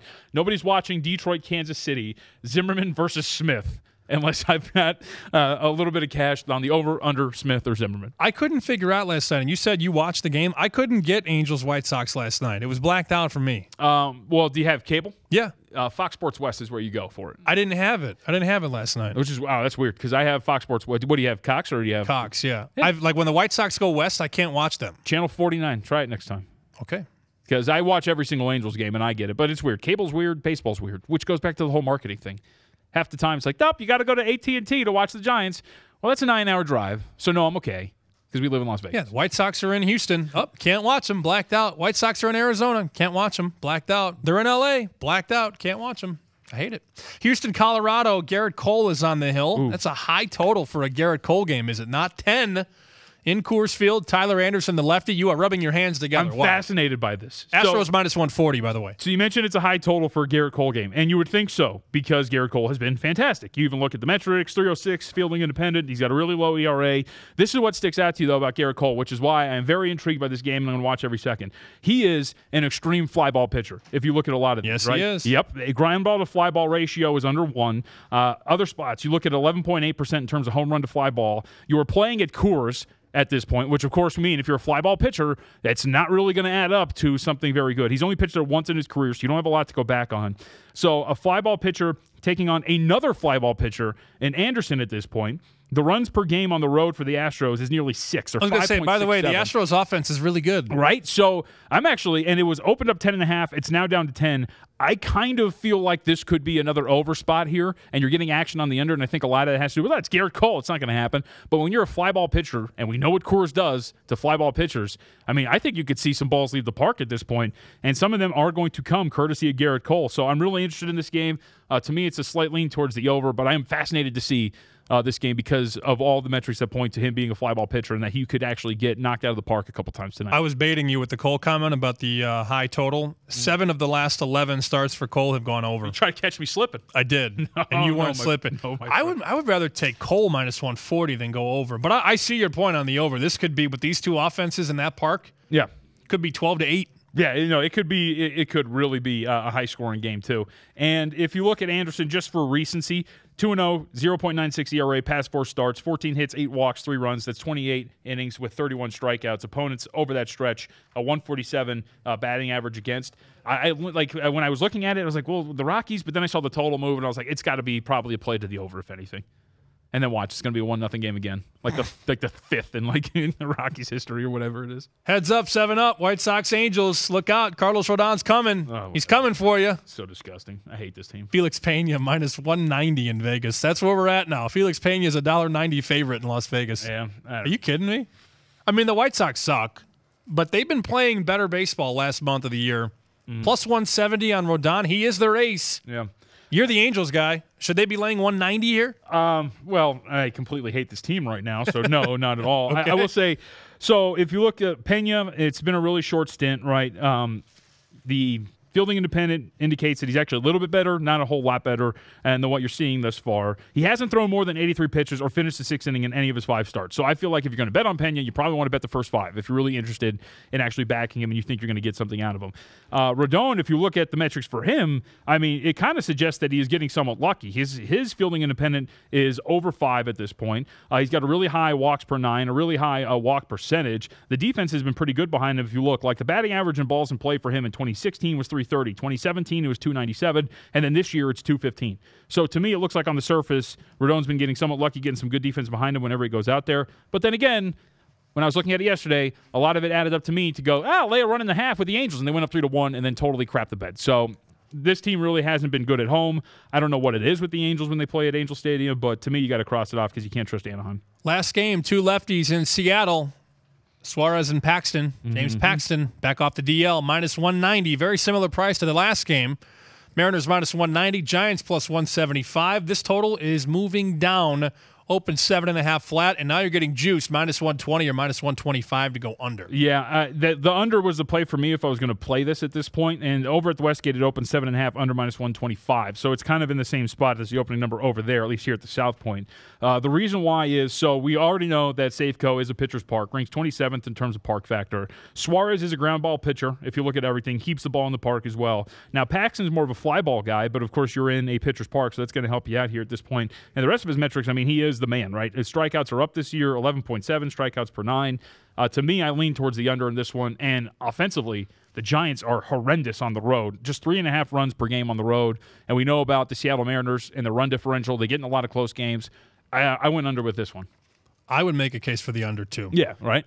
I can't wait to ask Dan Szymborski from Fangraphs about these 3 pitchers that are getting money today. Maeda, Baruki, and Jeffrey Ramirez. We'll have that conversation next. Dan Szymborski will join us from Fangraphs. But you should know, you're looking to bet college football. Start doing your homework now. You should be prepared, and we'll help you. The 2018 VSiN College Football Betting Guide with Tua Tagovailoa on the cover. He's the Heisman favorite now, by the way. This guide is unlike any annual you may see at the magazine stand or on the internet. We focus on one thing and one thing only, betting football. Nothing more, nothing less. We break down all 130 teams with analysis that will keep you ready to rock and roll for the entire college campaign. VSiN's experts offer a forecast for every team, addressing win totals posted in Vegas. Our guys in the desert answer some simple questions. Will the team go over? Will the team go under? And why? 150-plus pages, the ultimate college football betting resource, only $14.99 right now. You can download it on VSiN.com. Check VSiN.com/subscribe. More baseball conversation next. Dan Szymborski from Fangraphs. It's The Edge, broadcasting exclusively on the Vegas Stats and Information Network. Listen to the show on SiriusXM Channel 204 or watch at VSiN.com. Last week, I was at a crossroads. I had shaved the mutton chops, JVT, on the side. You know, you take the road less traveled. I can't grow the connectors, you know. And I swear it was April Rivers who looked at me and said, "What are we doing?" And I got home that night, thank God, and busted out the shave set. Harry's Shave Set. You can check it out, harrys.com. Use the promo code VSIN. Great shave, right? Great shave. Get a 5-blade razor, weighted handle, shave gel, and travel cover. Humans loves the weighted handle. He can't stop talking about the weighted handle. $3, that's it, for the whole set, plus free shipping. Harry's founders were tired of paying up for razors that were overpriced and overdesigned, so they fixed it by offering a simpler option. An exceptional quality shave at a fair price. And Harry's bought a world-class blade factory in Germany. They grind the steel there into sharp, durable blades that are made to last. And that's what matters when you shave. 100% quality guarantee. Harry stands behind the quality of their products. If you don't love their shave, let them know, and you get a full refund. For a limited time only, Harry's has a special offer for you. New customers get $5 off a shave set from Harry's. Use the code VSIN at harrys.com. You get the whole starter set, 5-blade razor, weighted handle, foaming shave gel, and travel cover. $3, that's it, plus free shipping. Use the code VSIN at harrys.com. Join the millions of guys who have already switched. Go to harrys.com today. Use the code VSIN at checkout. If you didn't catch VSiN last week, here's some of what you missed. Will someone in this universe start listening to me? Boxing is dying, and they don't know what to do about it. Yeah. This is what we're looking at. It really is. He is so remembered, especially in this town, because he lived here. Oh, yeah. He was Mr. Las Vegas. There was no question. There was so many things that he helped institute and promote. I mean, nobody knows that he basically invented the World Series of Poker. He took that idea to Mr. Binion and said, you know, we should promote poker. Everybody plays cards on the kitchen table. We should develop poker as a new revenue stream. and we should call it the World Series. We'll get the best players in it, and they'll play the different games, and declare a world champion, and we'll promote this. World champion, and we'll promote this.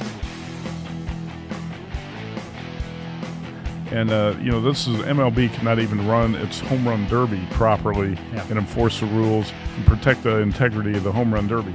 But I'll say this, Amal, the bookmakers in each state, especially centered here in Las Vegas, always are watching out for the integrity of the games. Well, first of all, let's be realistic about this stuff right now, okay? None of the players are in jeopardy of fixing a game in the professional levels now. They all make way too much money. Steph Curry's going to make $40 million next year. How much money are you going to give him to throw a game?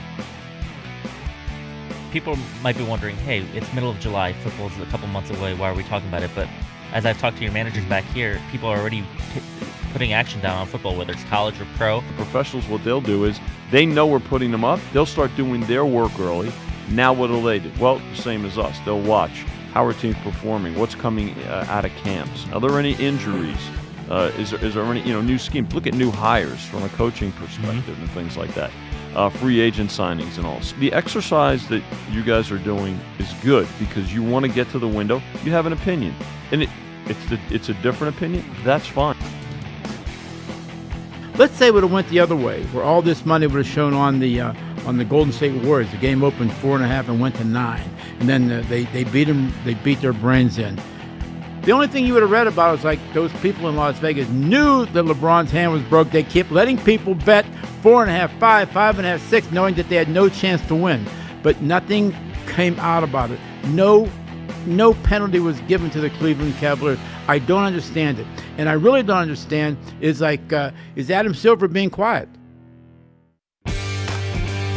Welcome back. Are you ready to get an advantage? Good, because it's now time to get back to the edge. 123 here at VSiN in Las Vegas. 423 out east. Jonathan Von Tobel. 420. Sam Panayotovich. Dan Szymborski, senior writer at Fangraphs, joins us now. Hey, Danny, welcome back to VSiN. How you doing? Hey, I'm doing well. How are you guys doing today? Well, I wanted to start here. We're doing well. I wanted to start with these three pitchers in Vegas, and I know you follow different markets. We follow betting markets, but there are three guys that probably on most days would not get money, but they are getting money today. Kenta Maeda is getting the money against Aaron Nola. Ryan Baruchi is getting money against Jose Barrios. And Jeffrey Ramirez of the Baltimore Orioles is getting money against the Red Sox and Drew Pomeranz. Can you extrapolate that out? Why is this happening? Well, with the Orioles, I'm never sure if I really want to even get for a value bet with the Orioles, simply because they're the Orioles. But Jeffrey Ramirez, he's been pitching really well for the Orioles. He has a strikeout an inning. He's kept the walks down. The team hasn't had a lot of bright spots this year, but at least he's interesting. And if you get value, I mean, who knows? That might be a good bet to take. And Maeda has looked really solid the last few months. I do like Nola better. I think Nola is still somehow one of the most underrated star pitchers in the majors. 8-0 at home. He's a legit 8-0 at home, Dan. Yeah. I think that he should be a bigger household name than he is. I mean, he's 12-3. He's got the ERA under 2.5.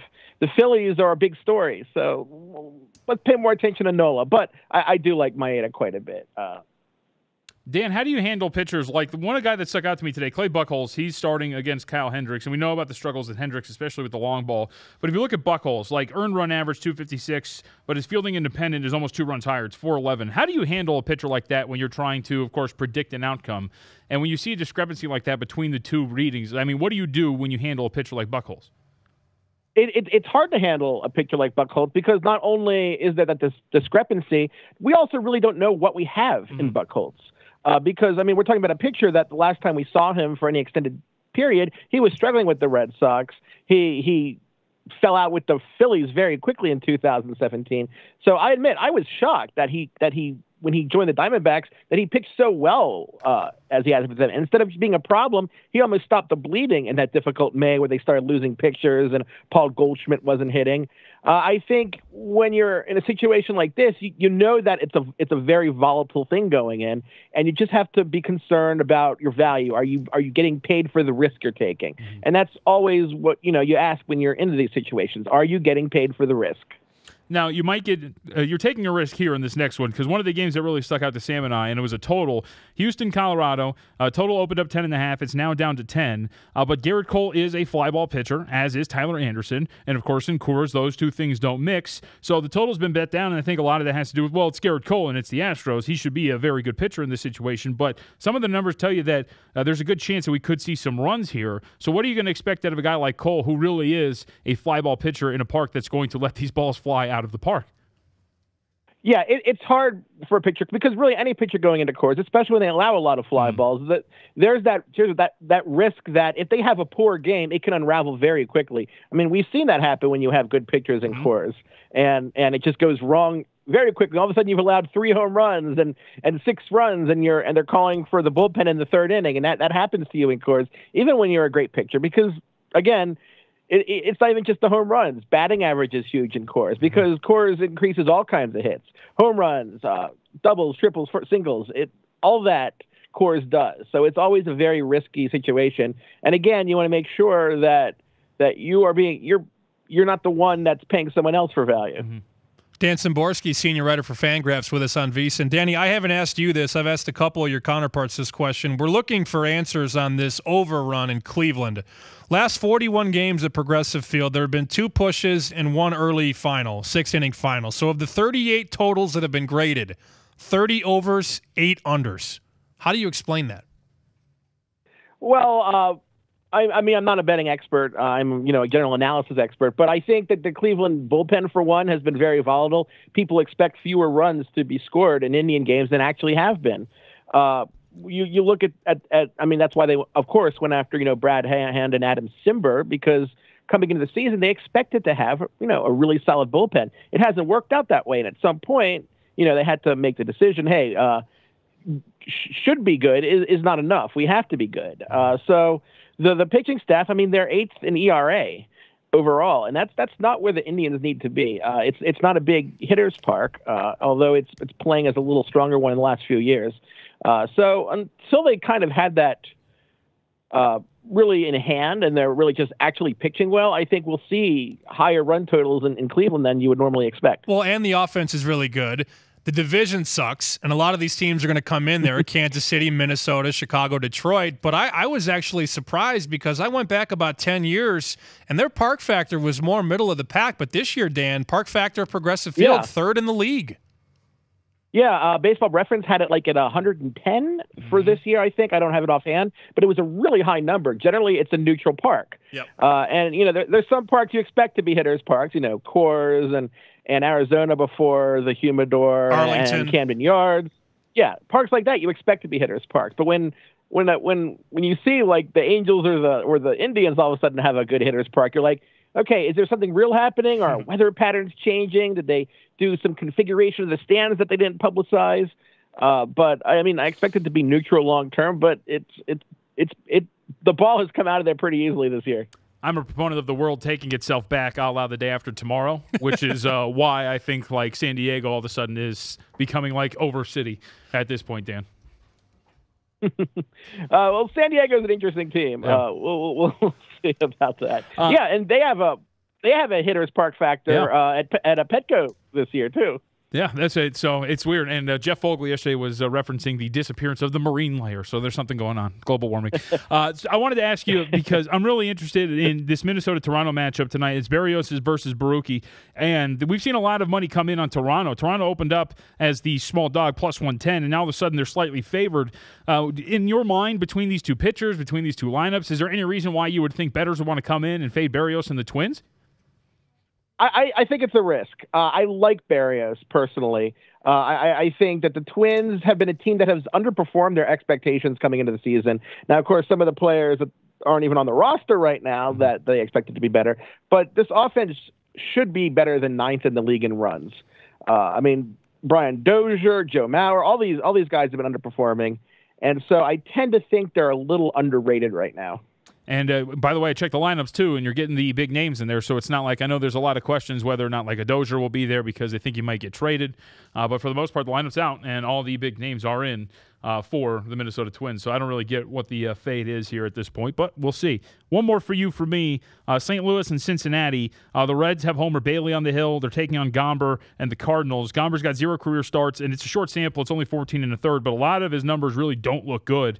So with an offense like Cincinnati, is this a spot, and I know you have Homer Bailey on the hill, where the Reds could maybe come out, and they've already been good against St. Louis this year. They've won one of his starts, 1 and in 11. Well, maybe is there a shot that they can come out and knock around St. Louis, get the win with Bailey?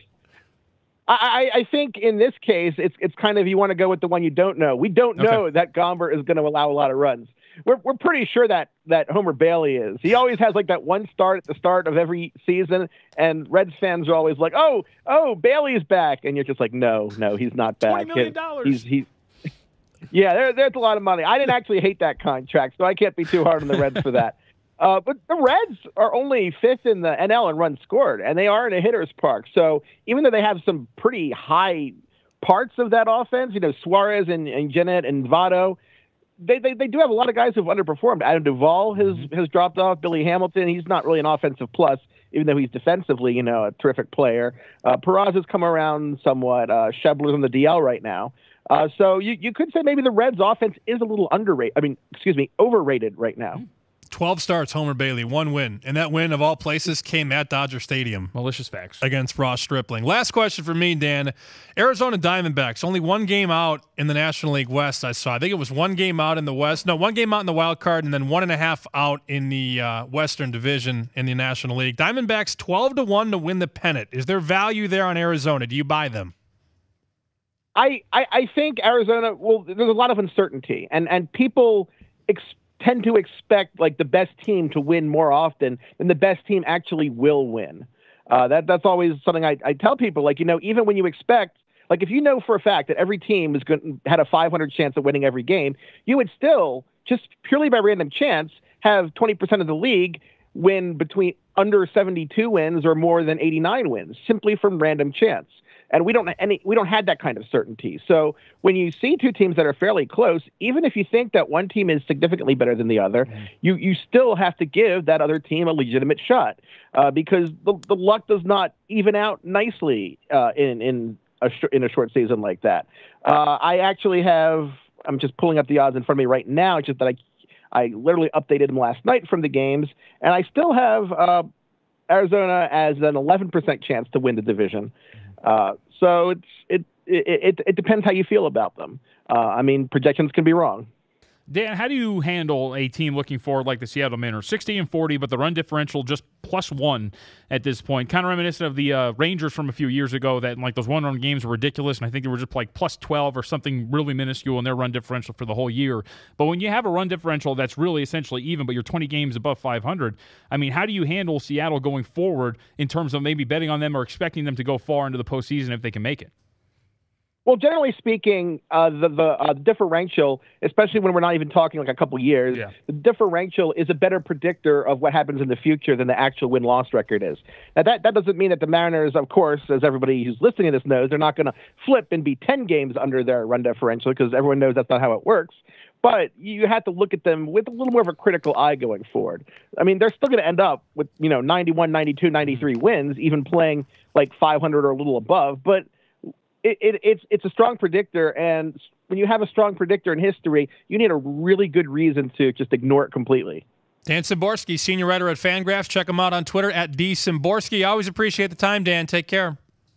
Always fun. Thanks for having me, guys. Up next, we talk college football. The Edge Top 50, 28-27. Who do we got? Find out next on VSiN. It's The Edge, broadcasting exclusively on the Vegas Stats and Information Network. Listen to the show on SiriusXM Channel 204 or watch at VSiN.com.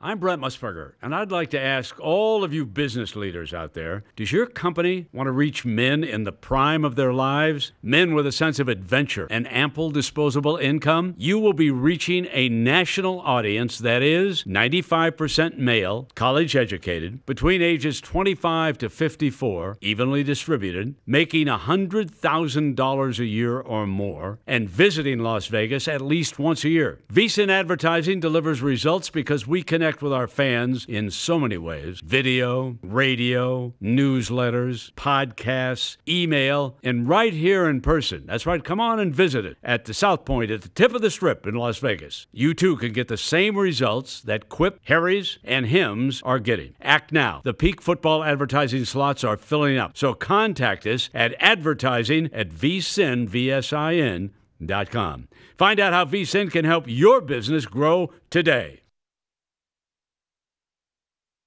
How I started, getting involved in golf handicapping years ago is horses for courses.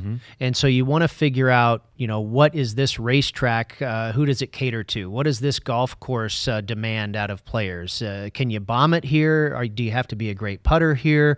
Do you have to hit greens in regulation here? At the beginning of the week, I try and pinpoint what those 5 or 6 or 7 statistical areas are that are going to be paramount at this particular golf course for the week. And then I look over the golfers and find who is best in those key areas and start plugging my numbers in from there and see if Team A beats Team B. No one put any restrictions on me. I doubt that I'm going to delve into in-game right away. It's more apt that I think, for example, Mitch, I think that with the Rams Monday night, the last time I checked, the over-under number was up around 49 and a half because the Rams led the league in scoring last year. So it's a fairly high number. I will always keep that in the back of my mind. I don't think that I'll be jumping into the in game because I won't be doing that for the booth. I'll have my hands full. One thing we want to remember is that we're looking at it from a gambling perspective. Yeah. If the market keeps pricing them the same old way, they get a little bit better. That's enough to bet. That's an edge. That's an advantage. So we're not thinking so much, will he make the Cardinals, will the new manager launch them up to Dodger caliber or something like that? That's not going to happen. But if they're going to be better than how they're priced, and we'll talk about tonight's game against the Cubs in a little bit, then that's still something you want to take advantage of until the market adjusts to the new level of performance. If he's fixing a problem, if the change fixes a problem, then you can make money for a while. Pennsylvania is dragging their feet. And the only way that they're going to stop dragging their feet is like, as we just heard the other day, and Tony was talking about, the Gold Nugget will open up. There's no doubt you'll have a great facility there. There's no doubt you'll run a big-time sports book. Wheeling, West Virginia is to open up, which is about a stone's throw away from the Pennsylvania border. You can only imagine the Philadelphia people understanding, like, they can't take a piece of this pie because people will be driving to New Jersey and Atlantic City and Dover, Delaware, and whatever. So it's waking up time for a lot of things. Welcome back. Are you ready to get an advantage? Good, because it's now time to get back to the edge.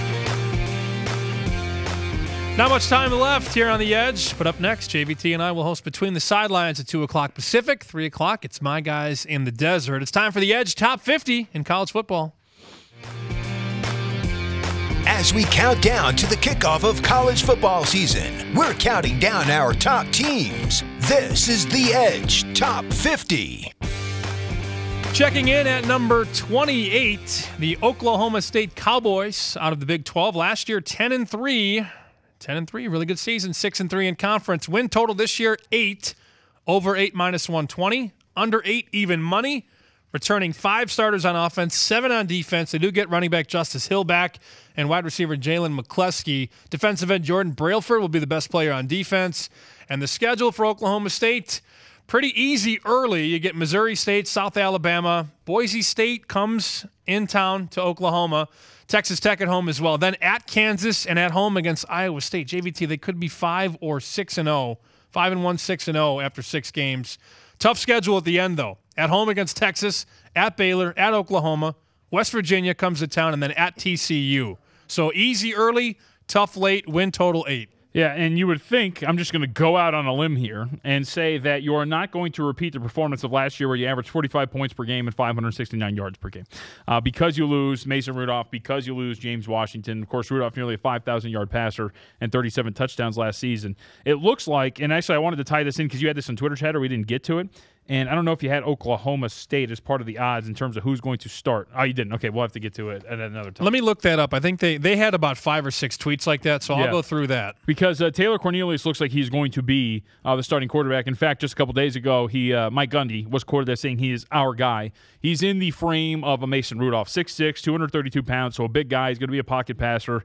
They do have pretty good depth behind him as well. And this is a good chance to slug our college football guy. I had the Mountain West, and one of the worst teams in the Mountain West is going to be Hawaii, mainly due to a lot of transfers. And one of the guys, as you see it right here, I'm holding it up and behind me at VSiN.com, one of the guys that they lost was their quarterback, Drew Brown. So you have a good quarterback behind Cornelius. If he actually doesn't pan out, you have a good running back core returning because you have everybody from last year back, including Justice Hill, who's going to be fantastic. The one thing that kind of, I think, worries you about the offense, at least, is last year, Mason Rudolph was under pressure, I think, a little bit when you watched every single game from this team, and you do lose the entire left side of your line. You lose your all-conference center, all-conference right tackle, and your starting left tackle. I shouldn't say entire left side. I'm thinking of something else. But your all-conference center, all-conference right tackle, and a starting left tackle all gone from this offensive line. So that's going to be something to watch, I think, when you're trying to break in a new quarterback and you're reliant on a run game. I do have these odds here. Global markets have odds on who will be the starting quarterback at Oklahoma State. Sanders plus 105. Brown plus 130. Cornelius plus $8. Get out of here. No, you're lying. I'm not lying. Plus 800? Plus 800. Oh. Now, covers, we have the 2 tweets on the app right now. Yeah. Oklahoma State was one of on the other tweets. There were like 6 or 7 tweets. I grabbed the best 2. Yeah. But Oklahoma State, quarterback week 1, according to the global markets, Sanders plus 105, Brown plus 130, Cornelius 8-1. Really? Really? When was that? I mean, 18 hours ago. Get out of here. Because I had the story from Gundy, and maybe I'm missing something, because I had a story from Gundy calling Cornelius the guy, and he slugged to be the starter heading into the preseason camp. Well, so better go swim. Better go swim to that global shop. Yeah, you better get over there quickly. That's awesome. So that's something to watch. On defense, they're actually switching to a 4-2-5, so is there going to be a little bit of a drop-off there? Their defense wasn't really that good last year, and on top of it, the secondary, they lose Ramon Richards, Flowers, and 3 backups. This was a bad secondary last year. Remember, they gave up 800 yards to Oklahoma. New defense, too. Yep. 4-2-5. They're going to play a 4-2-5 this year. That's what I just said, bro. Yeah, no, I know. I'm saying that's weird. How many 4-2-5s are there in the country? Texas, TCU runs one off the top of my head. This is all I can really think of. Patterson's really famous for the 4-2-5 kind of deal. So, yeah, it's going to be a change on that side, and you have a new secondary. So not only do you have a secondary that doesn't have a lot of experience, but you're switching over to a new system. So I think this defense could actually be pretty bad. Linebackers are pretty good. Defensive line brings back all 4 starters, so they'll be strong up front, but they will be susceptible in the pass game. I've got them for 8 wins, and that's the total, 8. Yeah. It depends. Do you have September 15th against Boise State chalked up as a win? It'll be tough, but I've got it as a win, yes. See, that's going to be that is going to be, I think, to me, the linchpin, and I think Boise State's got a really good chance to win that one. It's come down. I want to say it opened up 6 in games of the year, came down to 4.5.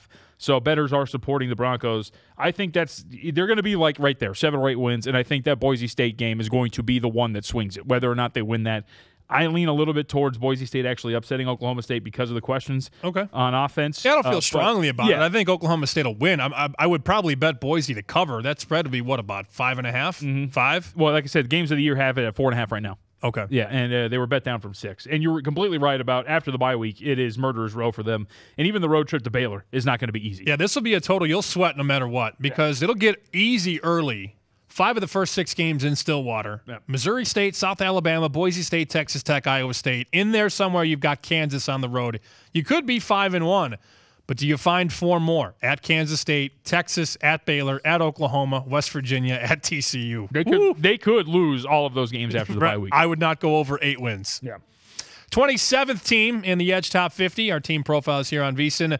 Texas A&M. New head coach, Jimbo Fisher. What do they do? Year number 1, 7-6 last year. Win total 7. Over, even money, under 7, minus 120. 7 back on offense, 7 back on defense as far as starters go. 2 good playmakers. Travion Williams, your running back, and your receiver, Jamon Austin. Schedule for the Aggies. On the road this year, they get Alabama, week number 4, at South Carolina, at Mississippi State, at Auburn. Could be 0-4 in road games. Yeah, and it really, I think a lot of this year depends on Starkel and whether or not he's going to be healthy. Because remember last year, he was the starting quarterback, went into the UCLA game, got hurt, didn't come back until the final 4 games. So he started 5 games total. So it's really going to be on Starkel and whether or not this kid can be healthy. Because if he can be, I'm with you. Like, I like the running backs a lot. Travion Williams is going to be really good, and you have Austin to throw to as well. And if you look at in the defense in general, you have quite a few returning personnel on the defensive side. Jimbo Fisher's a pretty good coach, so I think this all comes down to if Starkel's going to be healthy, what you can get out of him. This offensive line is going to be very good because last year they went through a ton of injuries, his offensive line. Yep. So a lot of guys got starting experience. So you bring back quite a few guys who have experience under their belts. So I think the offense, really, the sky's the limit for the offense. It's whether this defense can really live up to the fact that they have quite a few guys coming back. And remember last year, they gave up 30 points per game and over 400 yards per game. You can't their do secondary that. was awful. Yeah. Pass rush should be good this year. Landis Sturm's back on the outside. You get the two defensive tackles, Dalen Mack and Kingsley Keek. I would think that those two are going to put pressure on the offensive lines for the other squads. But the secondary, I mean, they were just awful last year. I mean, they got torn up vertically a season ago. Win total at 7. I mean, let's not forget you play Clemson, too. Clemson comes to town. That's far from a win. Far from a win. At Alabama, at Auburn, at LSU, and you're number 1 under Jimbo. And watch this. On November 17th, if you look at the schedule, they play UAB. UAB is going to be a very good team this year in Conference USA. So that's going to be a game to keep an eye on because that's not going to be a walkover. Usually you get like the cupcake spot for the SEC in the end of the year and like the second to last week on the schedule for them. UAB is going to be a tough out. So you could see a situation where this team goes 6-6 this year if they actually get upended by the Blazers in that spot on the 17th. So I think 6-7 wins probably just because of the, like you said, the road schedule, the schedule overall. You get Clemson. Imagine getting Clemson and Alabama, 2 playoff teams essentially on the schedule. So I think 6-6, 7-7 is right where this team's going to be. And if they go bowling, honestly, in my opinion, that's a win. You're number 1 for Jimbo because the best is yet to come, ideally. I mean, even at home this year, Clemson, UAB, LSU. I mean, those 3 games alone are tough. And then you go on the road at Alabama, at South Carolina, at Mississippi State, at Auburn. That is a bear of a schedule. It is pretty challenging. You're number 1. Doesn't get much tougher than that schedule-wise. Can I see the whole top 50? Because I was gone all week. So I want to see where we're at this point. Because sure. You got to go through everything. Lucky you. Oh, yeah. I wasn't here and wasn't able. I caught it a little bit. I would watch here and there. But I want to check out where we're at this point. All right, NC State 29. See, Boston College 30th. I'm telling you, the Eagles are going to be good, Mike. I had them 34th. So I don't really disagree all that much. I had them number 3. Northwestern's too high. Iowa should be higher than Northwestern. I would agree with that. I think Iowa is going to be better. It all comes back to Stanley. Stanley's going to be really good. I like that kid a lot for the Hawkeyes. Georgia Tech, they're just going to be hard every single time you play them. Florida Atlantic at 41. FAU, I don't want to ruin it. I was going to tell you what I went with in our college football guide. Remind me again, Jonesy, who voted for Nebraska? There was only 1 vote for Nebraska, right? That would be Mr. Matt Humans. Okay, He's a big fan of Scott Frost. Oh, yeah. They could win 6 games and go bowling. Why not? 49th in the country, though? I don't know. Their schedule's really hard. They draw all the big boys on the road. It's brutal for Nebraska. No, it's a tough schedule for sure. I was actually looking at it last night. They go to Michigan, Wisconsin, Northwestern, Ohio State, Iowa. Yeah. That's really hard. And I know you think, and I agree with you, Iowa should be ranked higher than Northwestern. Northwestern week in, week out is going to be a really tough team to play.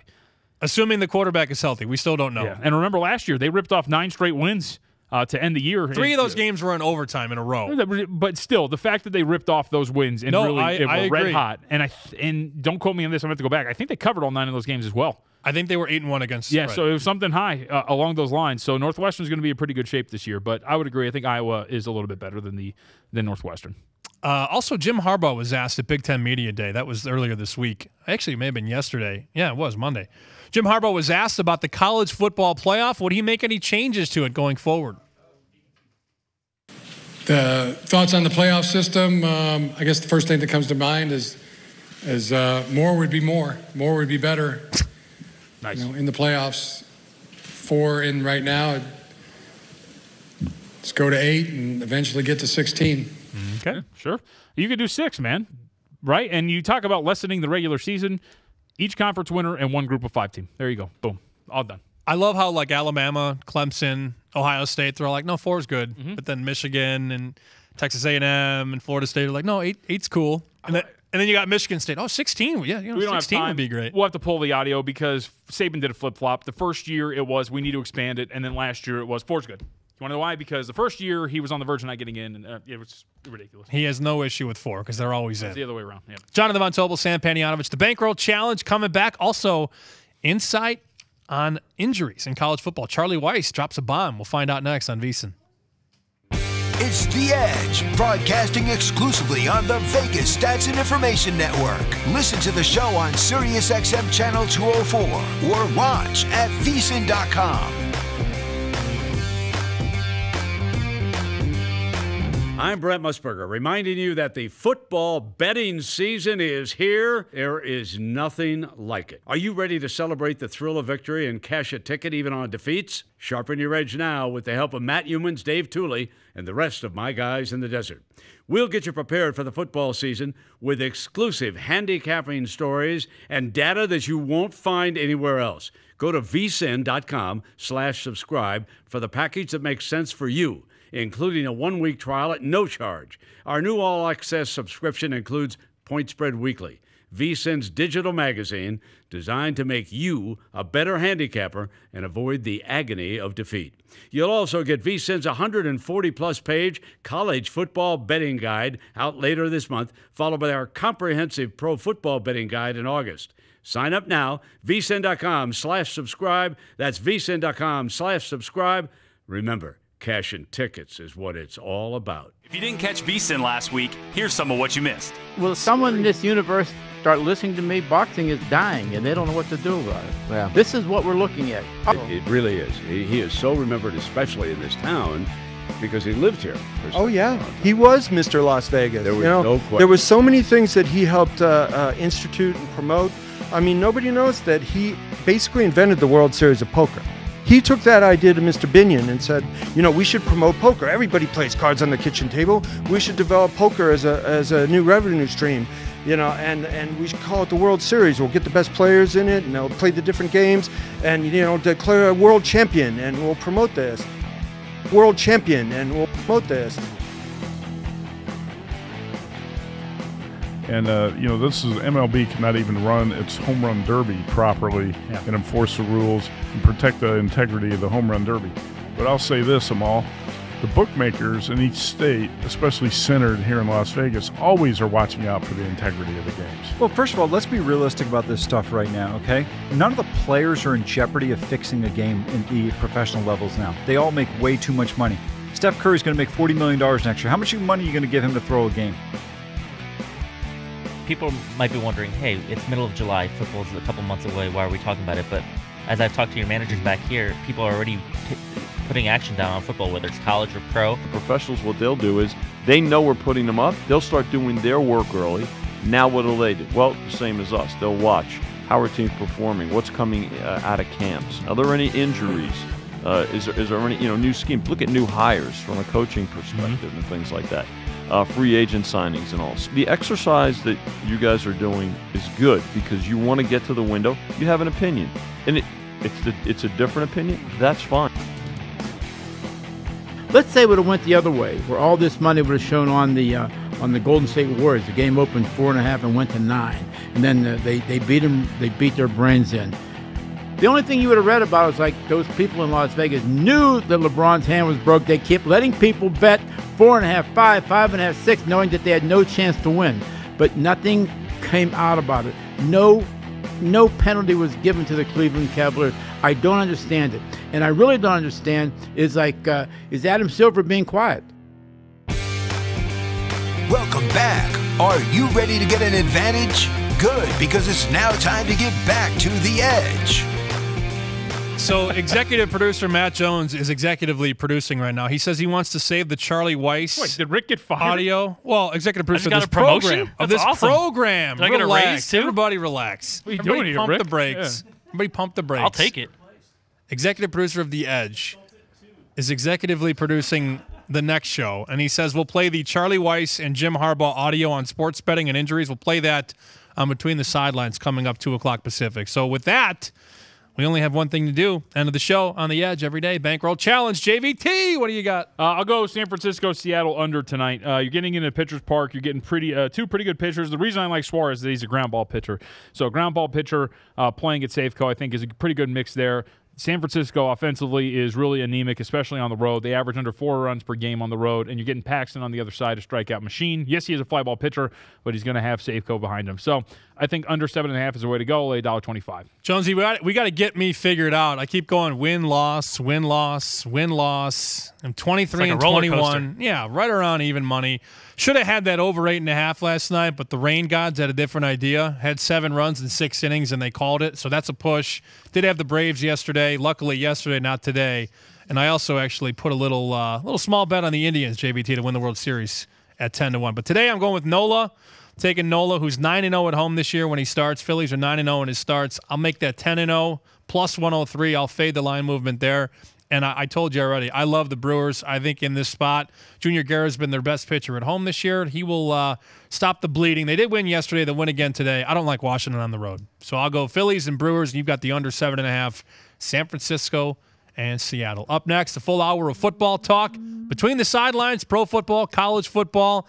We'll hear from Charlie Weiss and Jim Harbaugh about sports betting. That's coming up next on VSiN. They're on the show? It's The Edge, broadcasting exclusively on the Vegas Stats and Information Network. Listen to the show on SiriusXM Channel 204 or watch at VSiN.com.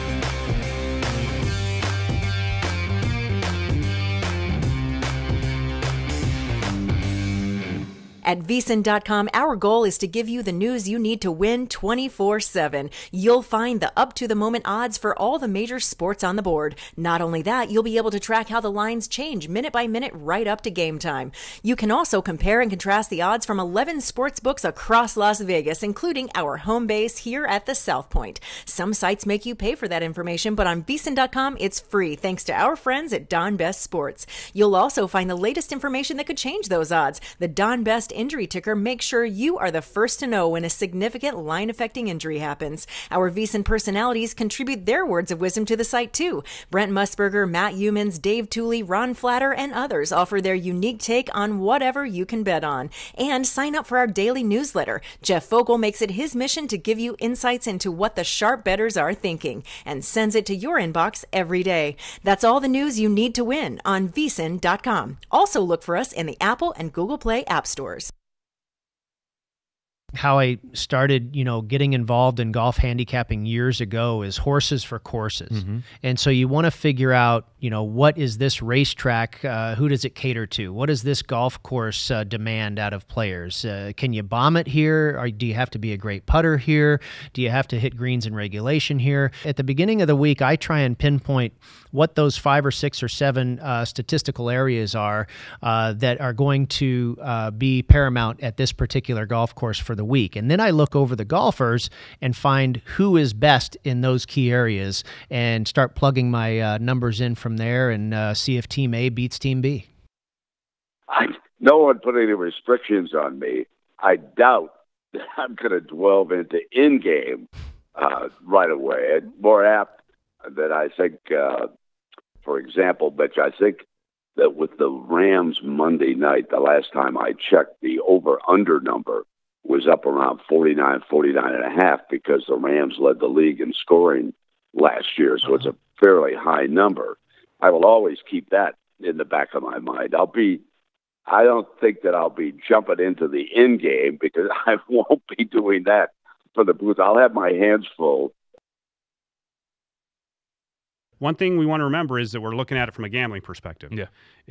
If the market keeps pricing them the same old way, they get a little bit better. That's enough to bet. That's an edge. That's an advantage. So we're not thinking so much, will he make the Cardinals? Will the new manager launch them up to Dodger caliber or something like that? That's not going to happen. But if they're going to be better than how they're priced, and we'll talk about tonight's game against the Cubs in a little bit, then that's still something you want to take advantage of until the market adjusts to the new level of performance. If he's fixing a problem, if the change fixes a problem, then you can make money for a while. Pennsylvania is dragging their feet. And the only way that they're going to stop dragging their feet is like, as we just heard the other day, and Tony was talking about, the Gold Nugget will open up. There's no doubt you'll have a great facility there. There's no doubt you'll run a big-time sports book. Wheeling, West Virginia is to open up, which is about a stone's throw away from the Pennsylvania border. You can only imagine the Philadelphia people understanding, like, they can't take a piece of this pie because people will be driving to New Jersey and Atlantic City and Dover, Delaware, and whatever. So it's waking up time for a lot of things.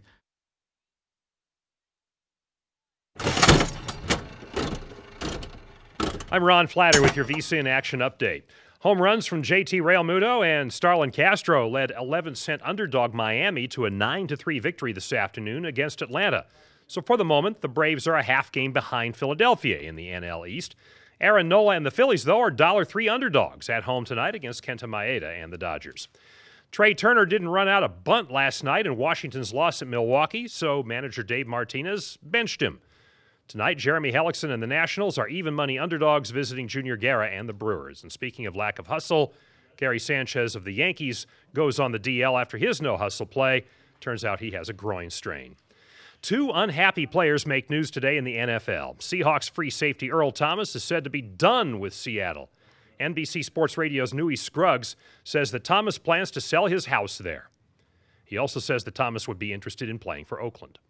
The Titans have waived linebacker Kevin Dodd, who was less than thrilled when Tennessee traded up to get Harold Landry in the draft. Happier times, though, for Todd Gurley. ESPN says the Rams guaranteed him $45 million in a 4-year contract extension that totals $60 million. Those are record numbers for an NFL running back. Speaking of football, let's get you between the sidelines now. Sam Panayotovich and Jonathan Von Tobel playing hurt on VSiN.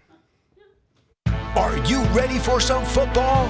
That popular expression truly represents this country's passion for what has not only become America's favorite sport, but its most bet on as well. From the preseason to the playoffs, VSiN will get you ready for all the gaming information on the NFL and college football. Right now on Between the Sidelines.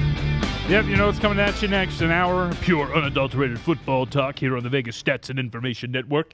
Yes, I am playing injured, equivalent to a torn ACL at this point. I got a wicked paper cut during the break. Is that what it is? Yes. Ooh. Yeah, pretty Can bad. I see it? I put a Band-Aid on it, but really there's no point because it was one of those underneath the fingernail bad boys. So weep for me. Weep for me. What is it, San Francisco or whatever that phrase is? Let's do it. 3 and out, which is generally a negative thing, but here it's positive.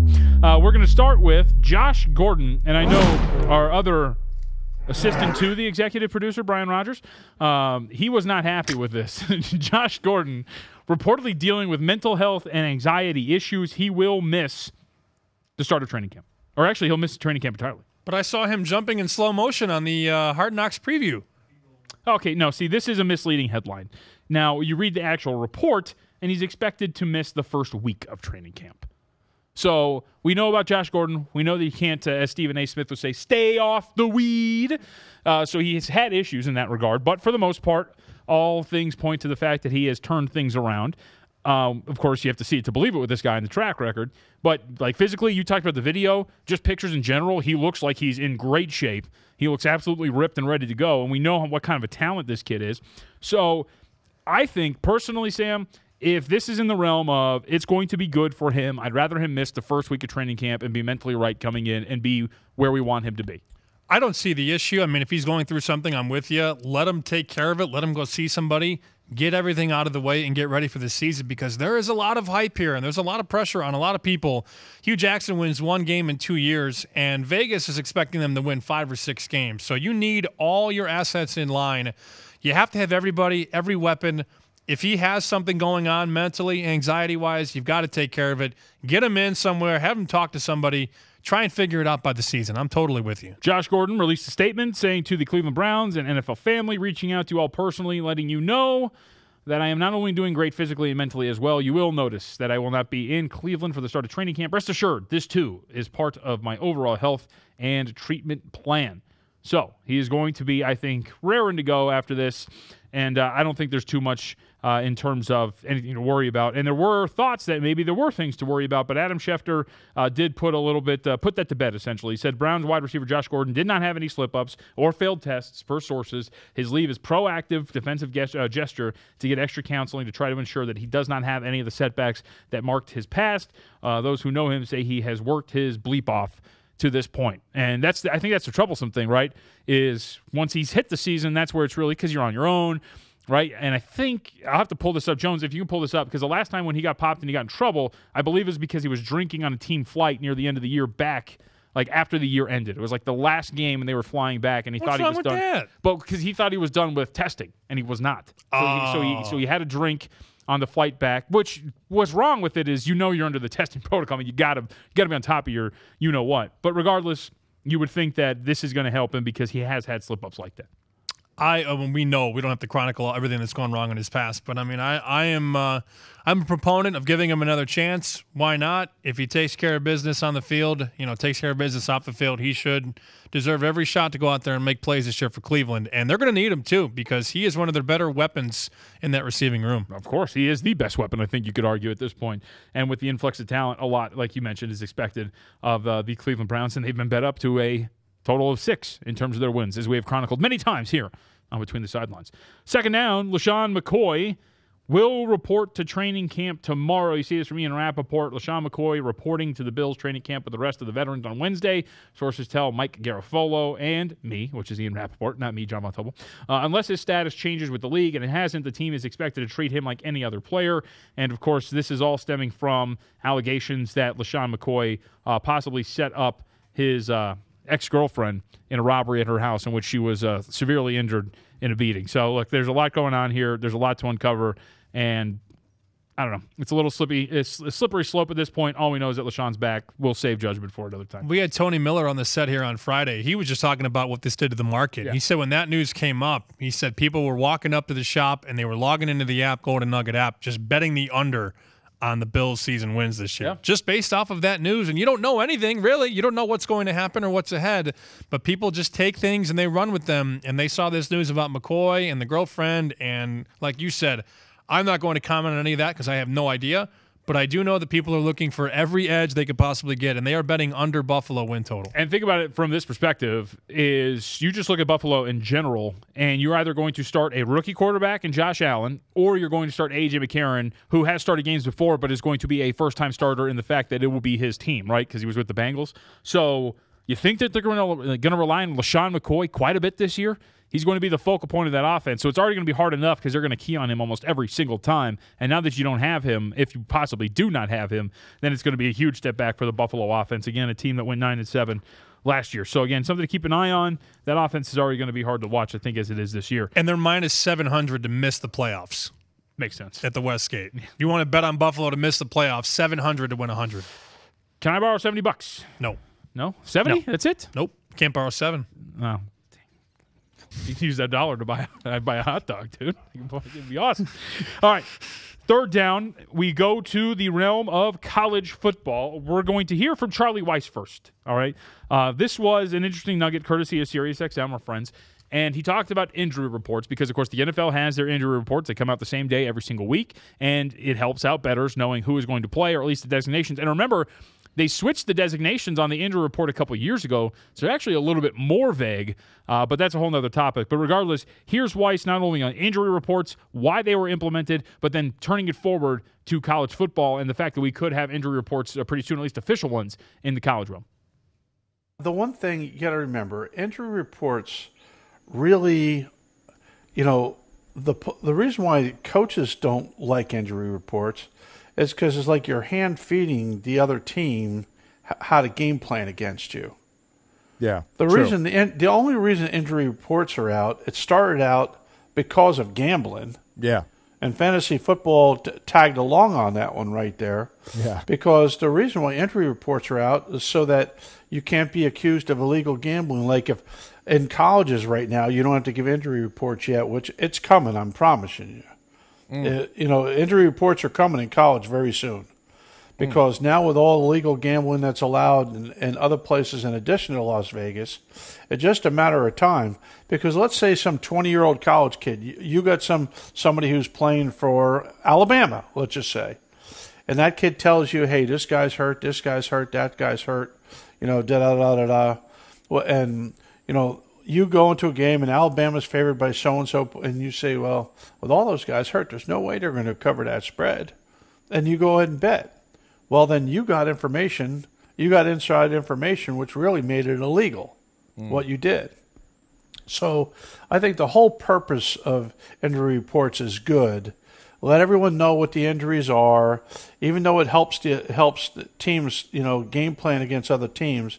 It takes the enticement of players cheating away by letting everyone know here's what the deal is. What? What was that? We babbled a little bit. The general point I got from him was injury reports are good, which I think we can all agree I on. agree with that. The diatribes in the middle there. Yeah, that was a little odd too. The one thing that I think is, like, when he talks about injury reports coming to college football, I would think that, yes, they're probably coming soon. Although you use websites like Don Best, for example, and you have resources like beat writers for all these college football teams. I mean, you're getting regular reports on who's injured and who's not. For the most part, you just kind of track things down in college football, right? So I don't know if it kind of sounded like he was saying if you get any information on injuries in college football, you're doing it illegally, which isn't generally true because, again, you can find media outlets that are reporting on these teams and injuries. Yeah, he used the word illegal a couple times. Yeah. And I don't know exactly what's illegal about an injury report. But then he talked about inside information, about Alabama. I mean, I don't know. Yeah, well, the Alabama thing was an example. But I'll say this, and in terms of the NFL and injury reports, which I think is somewhat of a bigger topic, is one, the NFL has to be down, and I think they obviously are because of fantasy football, because of sports gambling. But you have to be down with injury reports, and I think they should be down with clearer injury reports at this point, because if you're going to say that we want a chunk of money, whether it's through, data or anything like that, because they haven't really been one of the integrity fee leagues, if you want any chunk of this money that's coming with legalized sports gambling, you should also then be willing to have more clear injury reports, because now it's questionable, and questionable can lead to doubtful and all. So you should have clearer injury reports, I think, if you're the NFL and if you want your hand in the cookie jar as well. Well, they've gotten a lot better at it. I do think the NFL is the most transparent as far as injury reports because it's more of a week-to-week game. Baseball and basketball, they're a lot more clear because there's not a game every day, or there is a game every day for the most part in baseball, every other day in basketball, every 3 days. Hockey's the worst. A guy goes flying into the boards, looks like he breaks his neck, and it's like, oh, he's got an upper body injury. Could be anything above the belt. Same thing with lower body. Is the knee torn or is it a rolled ankle? You don't know in hockey. You don't know anything in hockey. And hockey was always the toughest because covering that, trying to get answers on injuries, you never got anything. And the coaches would say, day to day. And it got to be day to day for 5 weeks. Marion Hossa in Chicago was day to day for 2 months at one point. So hockey is the worst at it. I think football has gotten progressively better with all the different tiers. You're probable, doubtful, you're not probable anymore. They removed that 2 years ago. That's right. So now it's just questionable, doubtful, or out.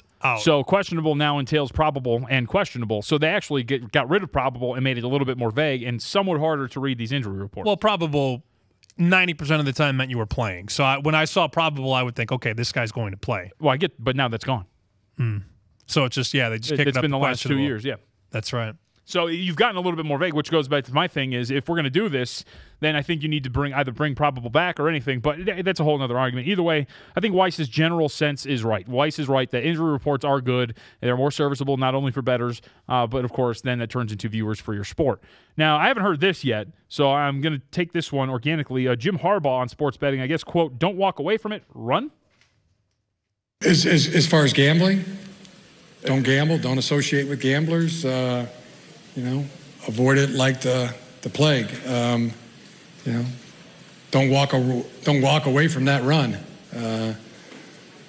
What? I had a very dear friend, Jim Bees, who passed away but great businessman. He owned muffler shops, and he would talk about, hey, Jim, what do you think about this investment here? He goes, I wouldn't walk away from that investment. I'd run.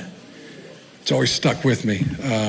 That'd be the same advice I'd give players as it relates to gambling in any form or fashion. Okay. He circled back. I was like, where the hell is he going? And that makes what are we doing? That makes more sense. The added little blurb at the end makes a lot more sense. Yes. About the players. I thought he just meant gambling in general. Look, Jim, it's not going anywhere. But for players, yeah, of course. I mean, you don't want to have discussions. You don't want your players to have discussions with bookmakers. Boy, he was rambling, huh? I had no idea what he was talking about there. His friend owned a muffler shop. He's an interesting bird, that's for sure. Jim Harbaugh. All he does is drink whole milk too. He only drinks whole milk. Actually at the old job, because one of his favorite breakfasts is Gatorade and Cocoa Pebbles, or Gatorade and cereal in general. So Gatorade in the cereal. Yeah, as opposed to milk. Gatorade is instead of milk in cereal. So he only drinks milk by itself because he does love milk. He drinks whole milk. Yes, he does. But apparently one of his favorite breakfasts was Gatorade in the cereal. It was disgusting. That's wacko. Depends on the cereal. No, it doesn't. I can see where you're going with this, like a Fruit Loops, Fruity Pebbles or something. It wouldn't be as bad if you did it with Cocoa Puffs. Yeah, which is Pretty gross. what I did. I did it with Cocoa Pebbles and like lime Gatorade. Okay, that's terrible. No offense to either product; they were great products. And one day individually, we hope to together. be Separately. Yeah, we hope to be sponsored by one day by both of those products. A couple other tidbits before we get out of here. I guess you can call these fourth down, although you only get one. Yeah, we're going for it on fourth. We're going for it. Yeah, Julio Jones not reporting to camp.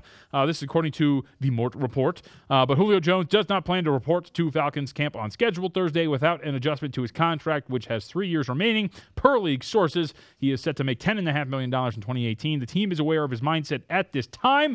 Resident old fogey Brian Rodgers hates this. You signed a contract. You go play it out, kid. Even though he went 4 straight years of over 1,400 yards and completely outplayed his deal. I mean, he's letting him know what he wants. They will renegotiate at the end of the season, which is the stance in Atlanta. They don't wait. They don't wait until the last year. They'll take care of this in a year, play through the deal you signed, and then renegotiate at the end of the season. Come on. All right, come on. Get to camp. Get to camp. Indeed. I got your back, Rodgers. Okay. Show Giants. up to camp. New York Giants signed outside linebacker Connor Barwin. Veteran pass rusher gets a 2-year deal worth up to $5 million back in the NFC East. So, doesn't cost a lot of money, and maybe it's, a good signing if he actually pans out and becomes the Connor Barwin that we've seen in years past. If he stays healthy, that's a good deal, and they need some help getting to the quarterback, no doubt about it. And last but not least, in the same division, NFL fully reinstates Randy Gregory. We've all missed him. We've all wondered what happened. Speak for Why yourself. isn't Randy Gregory in the league? Jones loves him. Well, he's back. There you go. Are you down with Randy Gregory?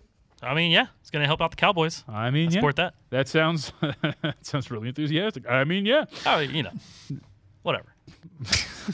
And with that, let's take a break with that enthusiastic note, and we'll go to the Blitz when we come back. Our team. Oh, you saved it for me. I thought you were being sarcastic. No, I wanted you to go all in on the Colts win total over. This is actually my idea. Well, so we're actually going to spend the next 45 minutes on the Colts, right? Because I could go for 45 minutes if you'd like me to. Good. Start the clock now. All right, Indianapolis Colts team preview on the other side here on Between the Sidelines. This is Between the Sidelines, the daily football show that gets you ready for all the action. You can listen to VSiN on SiriusXM Channel 204.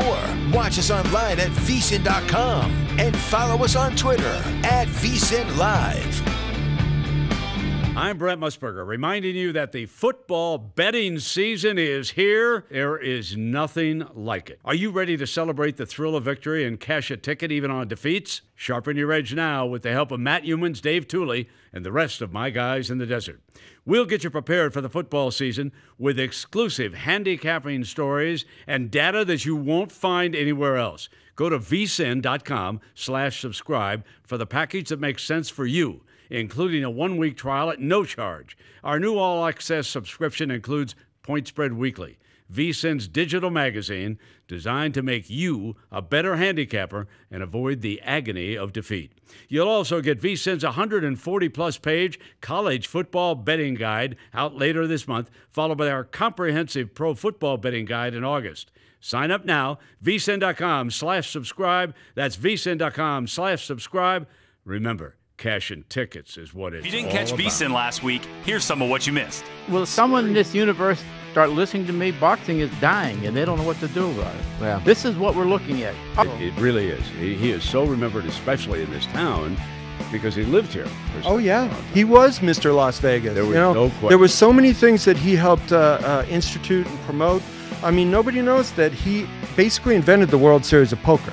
He took that idea to Mr. Binion and said, we should promote poker. Everybody plays cards on the kitchen table. We should develop poker as a new revenue stream, and we should call it the World Series. We'll get the best players in it, and they'll play the different games, and, declare a world champion, and we'll promote this. World champion, and we'll promote this. And, this is MLB cannot even run its home run derby properly and enforce the rules and protect the integrity of the home run derby.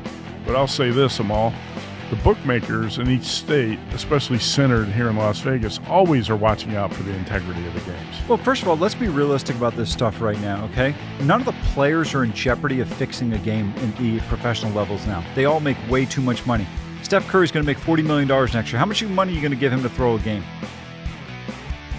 People might be wondering, hey, it's middle of July, football's a couple months away, why are we talking about it? But as I've talked to your managers back here, people are already putting action down on football, whether it's college or pro. The professionals, what they'll do is they know we're putting them up. They'll start doing their work early. Now what do they do? Well, the same as us. They'll watch how our team's performing, what's coming out of camps. Are there any injuries? Is there any new scheme? Look at new hires from a coaching perspective and things like that. Free agent signings and all. The exercise that you guys are doing is good because you want to get to the window. You have an opinion, and it's a different opinion. That's fine. Let's say it would have went the other way, where all this money would have shown on the Golden State Warriors. The game opened 4.5 and went to 9, and then they beat them. They beat their brains in. The only thing you would have read about was like those people in Las Vegas knew that LeBron's hand was broke. They kept letting people bet 4.5, 5, 5.5, 6, knowing that they had no chance to win. But nothing came out about it. No penalty was given to the Cleveland Cavaliers. I don't understand it. And I really don't understand is is Adam Silver being quiet? Welcome back to our daily football show, live from the Sportsbook at the South Point Hotel and Casino in Las Vegas. Now back to Between the Sidelines. Sam Panayotovich and Jonathan Von Tobel here with you as we bring the blitz right now, which is what the Colts did almost every single down because they had no pass rushers whatsoever, and it was atrocious on defense. Nice segue. Indianapolis Colts win total of 7. Last year got 4 victories. Thanks a lot to Jacoby Brissett. It's a pick right now, -110 on the over, -110 on the under. Odds to win division, AFC, and Super Bowl in this order: 8-1, 35-1, and 2-1. No, 75-1 to win the Super Bowl this year. Of course, we'll start on the one thing that, of course, everybody wants to talk about, which would be, of course, the guy in the background of this photo, which looks great, by the way. I still wanted to talk about that fake punt against the Patriots from about 5 years ago. Oh, man, that was my header for the longest time on Twitter. One of the greatest moments What a play. Of Chuck Pagano's tenure. I actually listened to that. I was on the way back from Green Bay. I heard that play because that was Sunday Night Football. Yes, it was. And I was listening on the radio broadcast, and the announcers were trying to describe the formation. And they're like, there's 2 guys on the ball. Everybody else is off to the right. They call hike and just pretty much fell down. Yep, it was pretty bad. I never got your reaction to that. I just wanted to throw that at you. Well, since it's been many years. Yes. Because I'll have to go back on the scoreboard, because if I remember correctly, the game was still within reach when he pulled that ish, if I remember correctly. Regardless, it was a really stupid play. And I was much angry about it then than I am now. Well, and it was 2014. It was a while ago. My comic relief. It was my header on Twitter for, I think, actually up until LeBron did the whole thing with JR, which is now my new header. Griff Whalen. Yeah, Griff Whalen. Gone before his time, my friend. So the Indianapolis Colts, Andrew Luck. I think you look at just the reports, he's going to be there for training camp, going to be a full go. We've seen the line move for week 1. We can expect Andrew Luck there week 1 and throughout as long as he stays healthy for the Indianapolis Colts. I think it's pretty safe to say at this point. I just want to know, should I bet him to win the MVP? That's my question to you. Should I bet Andrew Luck at 35-1 to win the NFL MVP? Jonathan Von Tobel, you are Mr. Colt. I mean, technically, he is going to be the most valuable player for the Indianapolis Colts. Will he put up enough numbers to be the MVP of the league? I would probably lean towards no, because I don't know if they make it to the postseason.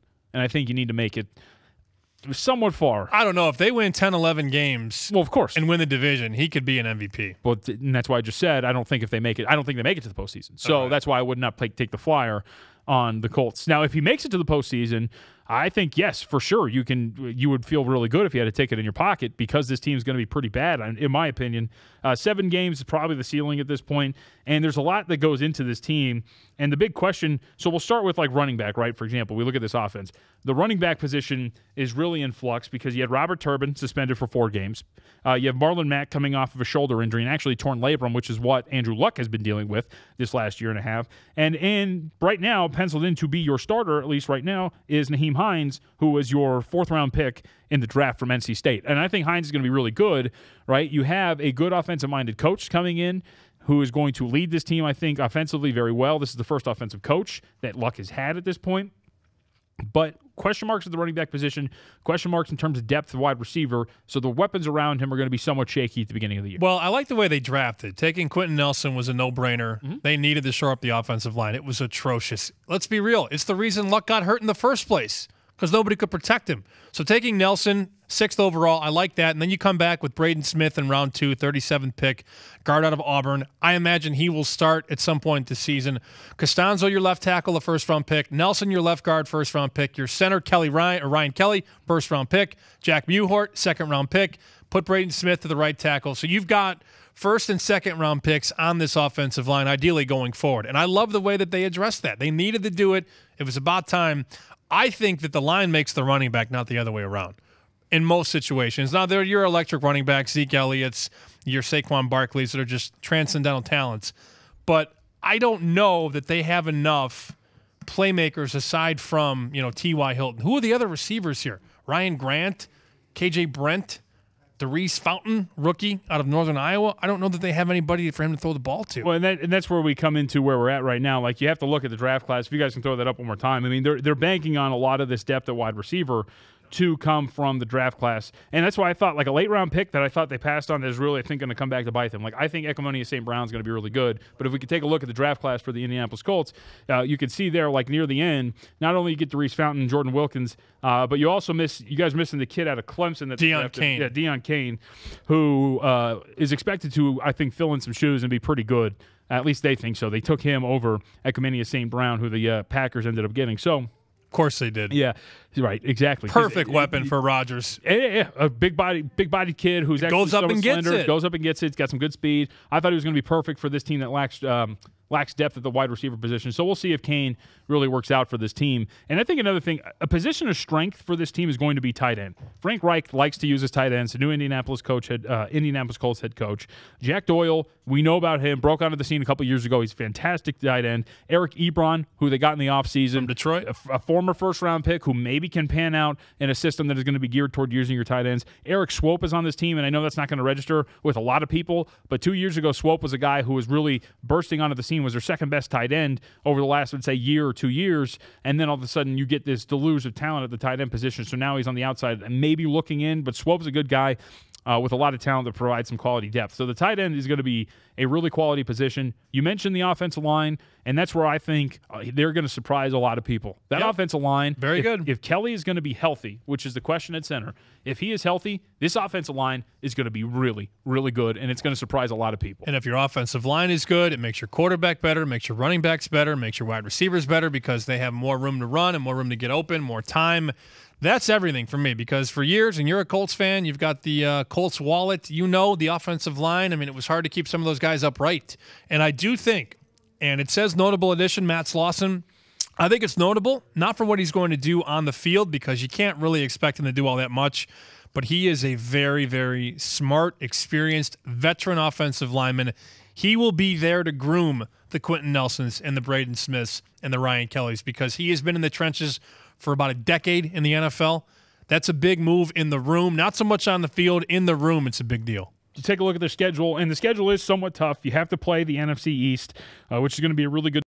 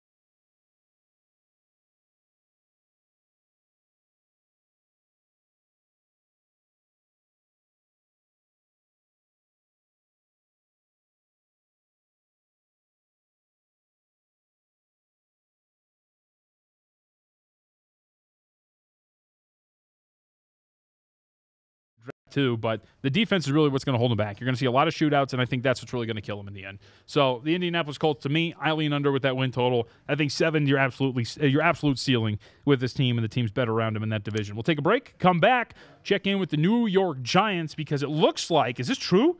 Is Odell Beckham Jr. reporting to camp? Yeah, all right. There's one diva wide receiver that's actually supporting his team.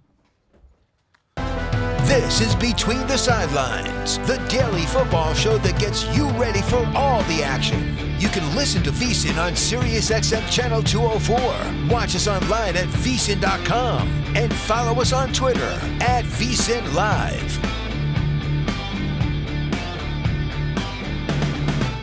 Does your company want to reach men in the prime of their lives, men with a sense of adventure and ample disposable income?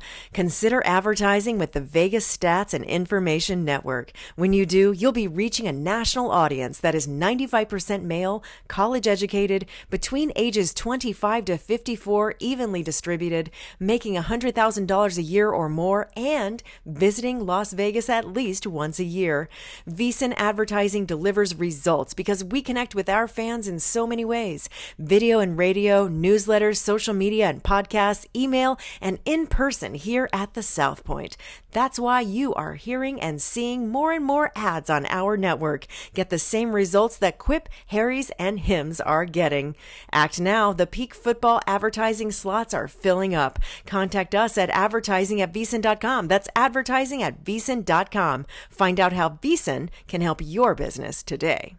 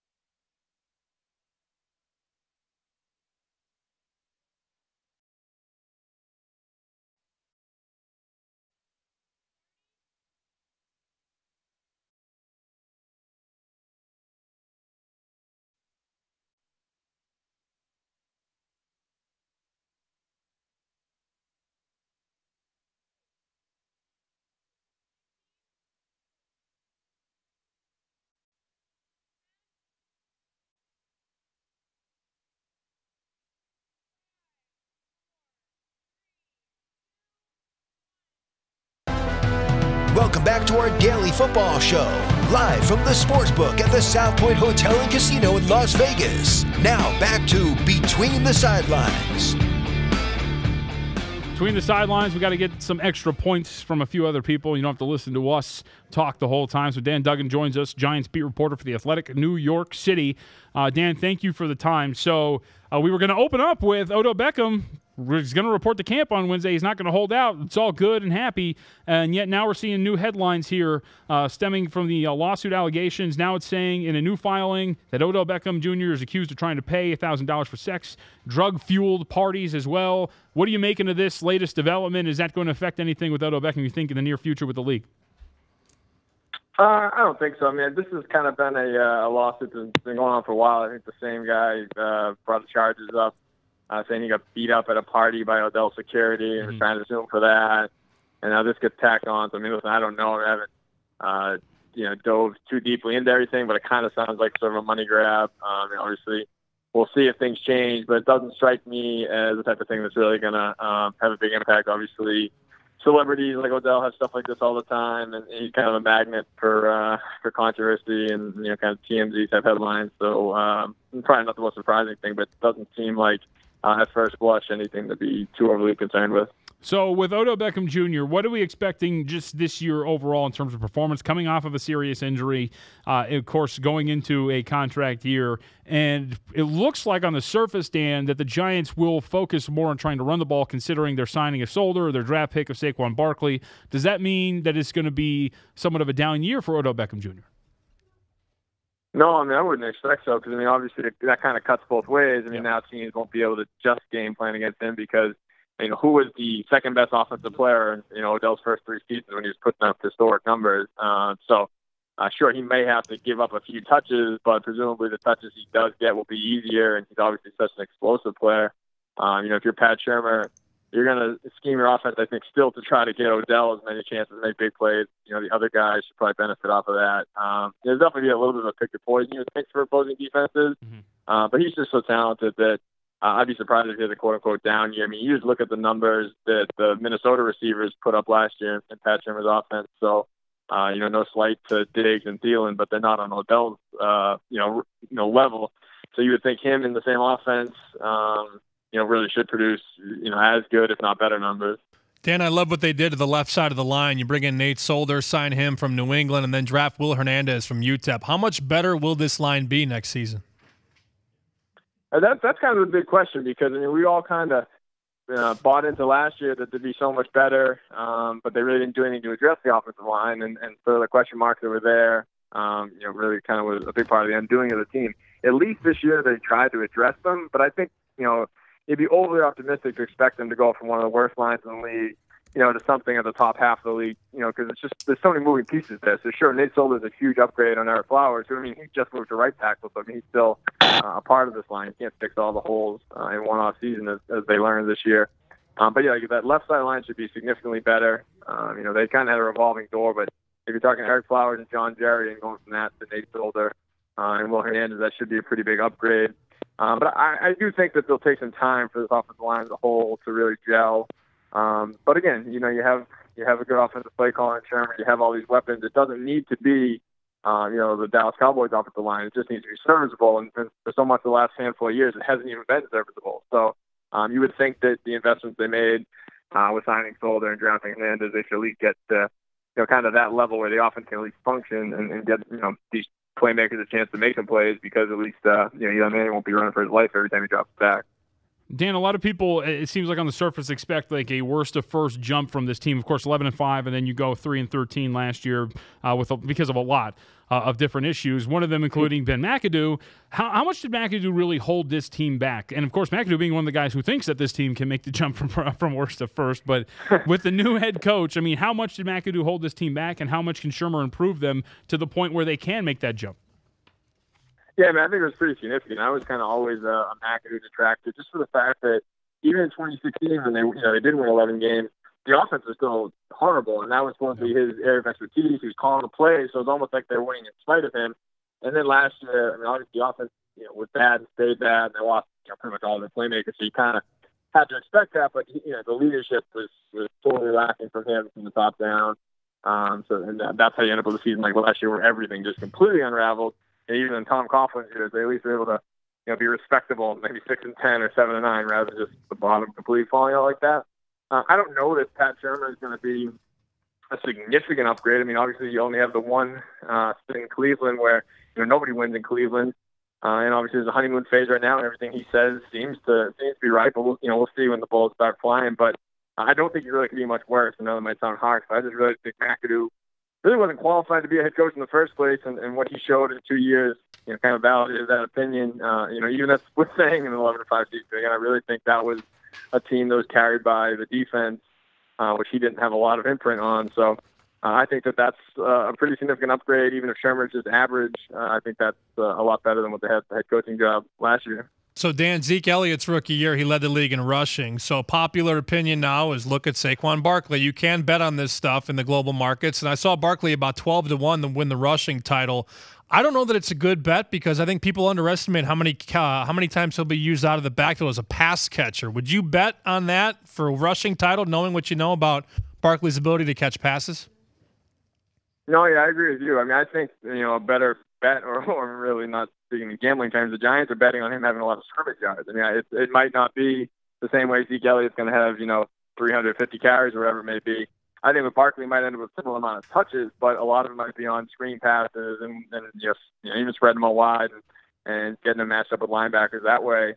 So yeah, I don't think he's going to be an absolute workhorse the way a guy like Zeke Elliott is. So I'd be surprised if he wins the rushing title, but if everything goes right and he's as good as everyone expects him to be, he certainly could be a guy who produces like 2,000 total yards. And obviously the Giants would sign up for that in a heartbeat. And I think definitely do that. And that's more likely than him having just some gaudy rushing totals. So I think that he's going to be a huge part of the offense in the passing game, and just they're going to move him around a ton. So I just don't think he's a guy who's going to be back in the I formation, running it between the tackles all day. Yeah, JVT, I saw it was Bell, Elliott.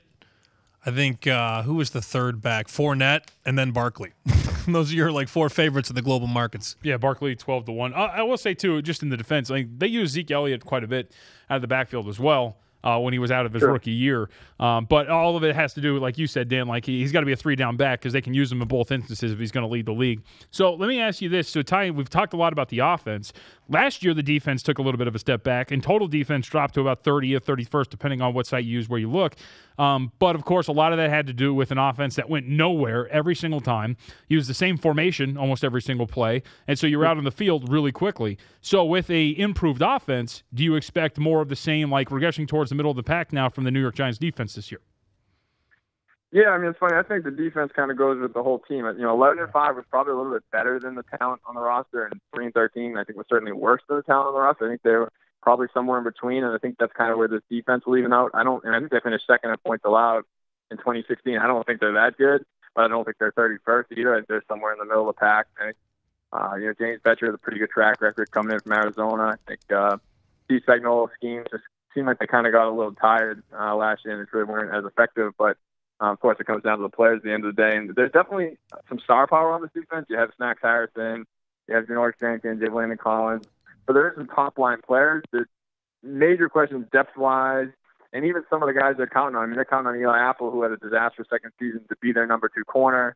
B.J. Hill, the third-round pick, is pretty much already penciled in to start at defensive end. There's a lot of question marks about kind of the depth and just some of the support pieces on this defense. So I wouldn't expect it to, again, get back to what it was in 2016, perhaps.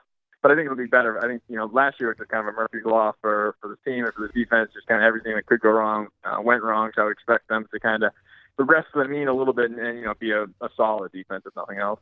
What's more likely to happen? Cowboys over 8.5 wins, Redskins over 7 wins. That's a good one. I think I'm going to say the Redskins. I'm kind of down on the Cowboys. I think people are. Yeah, I don't know. I think that they don't have a lot of playmakers there outside of Zeke, and I'm not fully sold on Dak Prescott. I'm not saying I expect Washington to go out and win 12 games or something like that, but I think they have a better chance. They seem like they're 8-8, kind of every year, so I think they'll be in that mix. And so I think I'd take them slightly. Those are probably both good numbers because I don't have a strong conviction either way. So I mean, someone did their job setting those, but. I think I'd go with Washington in that. Yeah, JVT and I, we love Washington because all these guys were on the IR last year, Dan. Terrell Pryor, Jordan Reed, Chris Thompson, Rob Kelly. Even the kicker was hurt for 8 weeks, Hopkins. They were bludgeoned by injuries. Yeah, I think that Alex Smith is certainly a capable quarterback. I mean, he's basically Kirk Cousins, and you kind of saw what Kirk Cousins did there. So I think that they'll bounce back a bit. Dan Duggan, find him up on Twitter at DDuggan21, reporter for The Athletic New York City, Giants beat reporter, I should specify. Dan, thank you for the time. Appreciate it, man. Thanks for the insight. Absolutely. Anytime, guys. Yeah, you got it. Did you see the scowl on Jones when he didn't go over Dallas? And this is just like a ballpark, but I feel like media members, I think it's like, 4-1 in terms of Redskins over Cowboys? It's all right. They can keep underrating us. It's fine. And I feel like all 4 of those media members also hate mayo and egg sandwiches.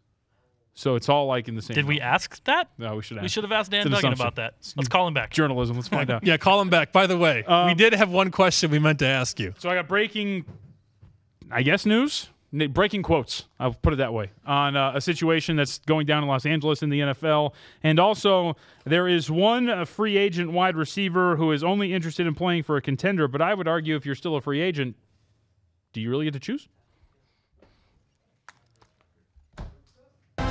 This is Between the Sidelines, the daily football show that gets you ready for all the action. You can listen to VSiN on SiriusXM Channel 204. Watch us online at VSiN.com and follow us on Twitter at VSiNLive.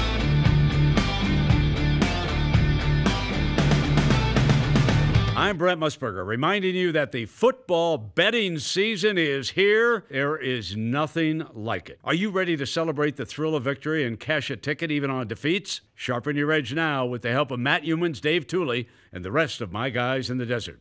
We'll get you prepared for the football season with exclusive handicapping stories and data that you won't find anywhere else. Go to vsin.com/subscribe for the package that makes sense for you, including a 1-week trial at no charge. Our new all-access subscription includes Point Spread Weekly, VSiN's digital magazine designed to make you a better handicapper and avoid the agony of defeat. You'll also get VSiN's 140-plus page college football betting guide out later this month, followed by our comprehensive pro football betting guide in August. Sign up now, vsin.com/subscribe. That's vsin.com/subscribe.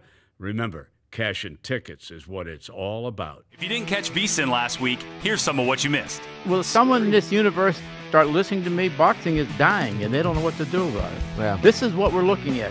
It really is. He is so remembered, especially in this town, because he lived here. Oh, yeah. He was Mr. Las Vegas. There was no question. There was so many things that he helped institute and promote. I mean, nobody knows that he basically invented the World Series of Poker. He took that idea to Mr. Binion and said, we should promote poker. Everybody plays cards on the kitchen table. We should develop poker as a new revenue stream, and we should call it the World Series. We'll get the best players in it, and they'll play the different games, and, declare a world champion, and we'll promote this. World champion, and we'll promote this. And, this is MLB cannot even run its home run derby properly and enforce the rules and protect the integrity of the home run derby. But I'll say this, Amal, the bookmakers in each state, especially centered here in Las Vegas, always are watching out for the integrity of the games. Well, first of all, let's be realistic about this stuff right now, okay? None of the players are in jeopardy of fixing a game in the professional levels now. They all make way too much money. Steph Curry's going to make $40 million next year. How much money are you going to give him to throw a game? People might be wondering, hey, it's middle of July, football's a couple months away, why are we talking about it? But as I've talked to your managers back here, people are already putting action down on football, whether it's college or pro. The professionals, what they'll do is they know we're putting them up. They'll start doing their work early. Now what do they do? Well, the same as us. They'll watch how our team's performing, what's coming out of camps. Are there any injuries? Is there any new schemes? Look at new hires from a coaching perspective and things like that. Free agent signings and all. So the exercise that you guys are doing is good because you want to get to the window. You have an opinion, and it's a different opinion. That's fine. Let's say it would have went the other way, where all this money would have shown on the Golden State Warriors. The game opened 4.5 and went to 9, and then they beat them. They beat their brains in. The only thing you would have read about is like those people in Las Vegas knew that LeBron's hand was broke. They kept letting people bet 4.5, 5, 5.5, 6, knowing that they had no chance to win. But nothing came out about it. No penalty was given to the Cleveland Cavaliers. I don't understand it. And I really don't understand is Adam Silver being quiet? Welcome back to our daily football show. live from the Sportsbook at the South Point Hotel and Casino in Las Vegas. Now back to Between the Sidelines. Oh, we have a good time here. Look, if I don't see you again, man. You just asked our boss who has a better chance of being fired. Who's the favorite, me We're or you? a sports betting network, all right? So I asked him to set odds. And what did he say? He said you were a slight favorite. I love that. You know, that's great. Which team? That means you'd have to do Cheddar and Stadium every day now. You know that, right? That's fine with me. Okay. Bring a jacket. Yeah, we have it on the record. Yeah, I'll bring the jacket. I know Rick freaked out when he saw the polo today. He's like, ah! I was like, no, it's okay. I promise. Odds on, who would you make the favorite to land Dez Bryant, who is still a free agent? According to a report, Dez Bryant is only interested in playing for a contender. So which team makes sense is the question that is posed from executive producer, not executive producer, Matt Jones. Associate producer. My answer would be, how about Just any producer. team that signs you? Because at this point, you really, beggars can't be choosers. And I feel like you're in the beggar category at this point. Well, the Ravens wanted him. Remember, a couple months ago, the Ravens were all in. They wanted to sign Dez Bryant, and he pretty much was like, nah. I thought he'd be a good fit with the Packers, honestly. I thought that was the best fit. You put him out there, you throw out Randall Cobb and Dez Bryant, Jimmy Graham. I think that would be sort of like not a super team, but it would be a very interesting mix of weapons, would it not? Dez Bryant, Randall Cobb, you've got Geronimo Allison, you add in Jimmy Graham at tight end. That's a lot of weapons for Aaron Rodgers. Brown, don't forget. Yeah, as a rookie, yes. I would think the Packers would be the ideal fit, but what do I know? How about the Colts, the team we previewed today? You guys need help. Yeah, that's what I'm saying, right? The team we previewed today doesn't have a lot of wide receiver depth, but there's the whole thing with contender. So what exactly constitutes a contender for Dez Bryant? And you mentioned the Ravens thing. He did turn down a multi-year deal. That was a couple months ago. So at this point, and this report was from April 25th. So you turned down a deal from the Ravens. What else is out there for you? There's a contender that makes sense, and it's getting some traction on social media. Cowboys? The Patriots. Oh, no. Julian Edelman suspended first 4 games. No. They're also reportedly trying to trade Malcolm Mitchell. So there's some openings at wide receiver for the Patriots right now. Yeah, but, I mean, I could get that. But Dez Bryant and Julian Edelman are exactly the same wide receiver, right? I mean, Julian Edelman is annoying slot, guy. Yeah, annoying, take a bubble screen 17 yards on 3rd and 22 or whatever to set you up for a field goal because that's what he does. So I could get it because there's a need, but there's 2 things there. 1, he's not exactly what Julian Edelman brings to the table. And 2, will Belichick want to deal with him? They tried it with Ocho Cinco. Yeah, and remember that year he just disappeared. He wasn't even part of the team. I think they tried to throw into him one time in that Super Bowl against the Giants, and he did absolutely nothing all year long. It worked with Randy Moss, though. They had that season in 2007 when didn't Brady throw almost 50 touchdowns that year? Or did he throw 50? He threw 51 touchdowns, and Moss caught 22, I want to say, broke the record, still holds it. But he's a deep threat. If you believe everything scouting reports on Bryant, I wasn't comparing receivers. I was just naming notable wide receivers that tried to go to New England. It worked for Moss, didn't work so much for Ocho Cinco. Yeah, so I don't know. We'll see if he actually ends up. He's going to end up on a team. It's just that I don't think he's going to get this whole contender deal unless he holds out and hopes for an injury at some point in the regular season and the team brings him in. Yeah, that'd probably be the best case. I still think Green Bay. You throw out Randall Cobb, Devontae Adams, Jimmy Graham, Dez Bryant. That's But you think clearly at this point they don't want him. He's there. If they wanted him, they could have him. And he would go there. Yeah, he would definitely go there. Yeah. So it looks like there's no interest in that. I think maybe Martellus Bennett may have ruined things for Dez Bryant because I just mixed up Martavius Bryant and Martellus Bennett. Martavius? I just kind of crossed them up. Martavius? I think Martellus Bennett and Green Bay kind of ruined things maybe for Dez Bryant going forward. The other team that's getting some traction is Cowboys? The Falcons. Oh. you Just want take Dez him to go back. back to the Cowboys? Tail between his legs. No shot on it. Falcons, Jerry! if they get fed up with the Julio Jones situation and just want to bring on a body to prove a point, no, that's getting some traction. I'm just, I'm not attacking. Are you tweeting these things or are these actual reports? Not me. That sounds like the stupidest thing in the world. There's no way. Now, again, play this back when they sign it. Oh, I will. Yeah. But no, you're not going to already aggravate your star and then go get Dez Bryant, who adds nothing to that wide receiving core, personally. But it's fine. Keep track of that. From Adam Schefter, breaking quote, Rams GM Les Snead on Aaron Donald. We're simultaneously working to make Aaron a Ram a long time. That's the goal. I know we'll get questions about him, but Aaron's a big part of who we are, where we want to go. We're going to continue working to get something done with Aaron. This is news because, of course, Todd Gurley got his deal. Brandon Cooks got his deal. Aaron Donald, though, does not have a deal. Arguably more important than all of them. Yeah. I would think. To their point of attack on defense, he is the most important player on that defense. You can make the argument between him and Gurley. I still say Donald. I would take Donald. I think Donald, you don't have many guys like Aaron Donald in the league. No, not at all. So a situation to monitor throughout the offseason. Do you have anything in terms of picks? We call this play action at this point of the show. Do you have anything to look forward to? I'm looking at the Chargers win total over. I didn't send this to Jones. I'm making it up on the fly now. I did joke with him that I wanted to take the Cowboys under, but that's just because I wanted to see him cry. So I will go San Diego over the win total, 9.5. I think this team can win 10 or 11 games. They should have won 11 last year. Remember the kicker, Koo, doink 2, blew them 2 games. They end up winning 9, didn't make the postseason. So I think San Diego, don't call them San Diego, Los Angeles Chargers over 9.5 is a good bet. Come on, man. It's been a year. Even money. Let's go. San Diego Chargers over 9.5. Los Angeles Chargers. I'm going to steal one of your things that we didn't get to in Smash or Pass. Chargers most wins for a California team this year? Smash. You say yes? Yes. Think more wins than the LA Rams, huh? Yeah, Rams 10, Chargers 11. Okay, so there's not a huge edge in your opinion. No, but I think Phillip Rivers, this is going to be one of his better seasons he'll ever have. I don't really have anything in terms of plays looking ahead. Shockingly enough, we're still a month out. We are about, a week away, 2 weeks away from the Hall of Fame game, which is creeping up here. So that'll be something as we can start to delve into preseason betting, which is always fun because you really got to read the tea leaves with preseason betting. Are you going to take the Raiders +3 Monday night, week 1? Power of Brent? Is that what we're going with? The power of Brent? Power of Brent, yeah, home dogs. Sure. To keep my job, I say yes. Yes, indeed, I will. I will be backing the Raiders. When all else fails, just take the Cowboys under. Yeah, that's something we can really rely on at this point. And 4 out of 5 media members all agree. Knife emoji. Which sounds like a really cheap endorsement. Like 4 out of 5 media members all agree that the Dallas Cowboys are trash. And with that, we're out. My Guys in the Desert coming up next here on the Vegas Stats and Information Network. Where's my camera? That one.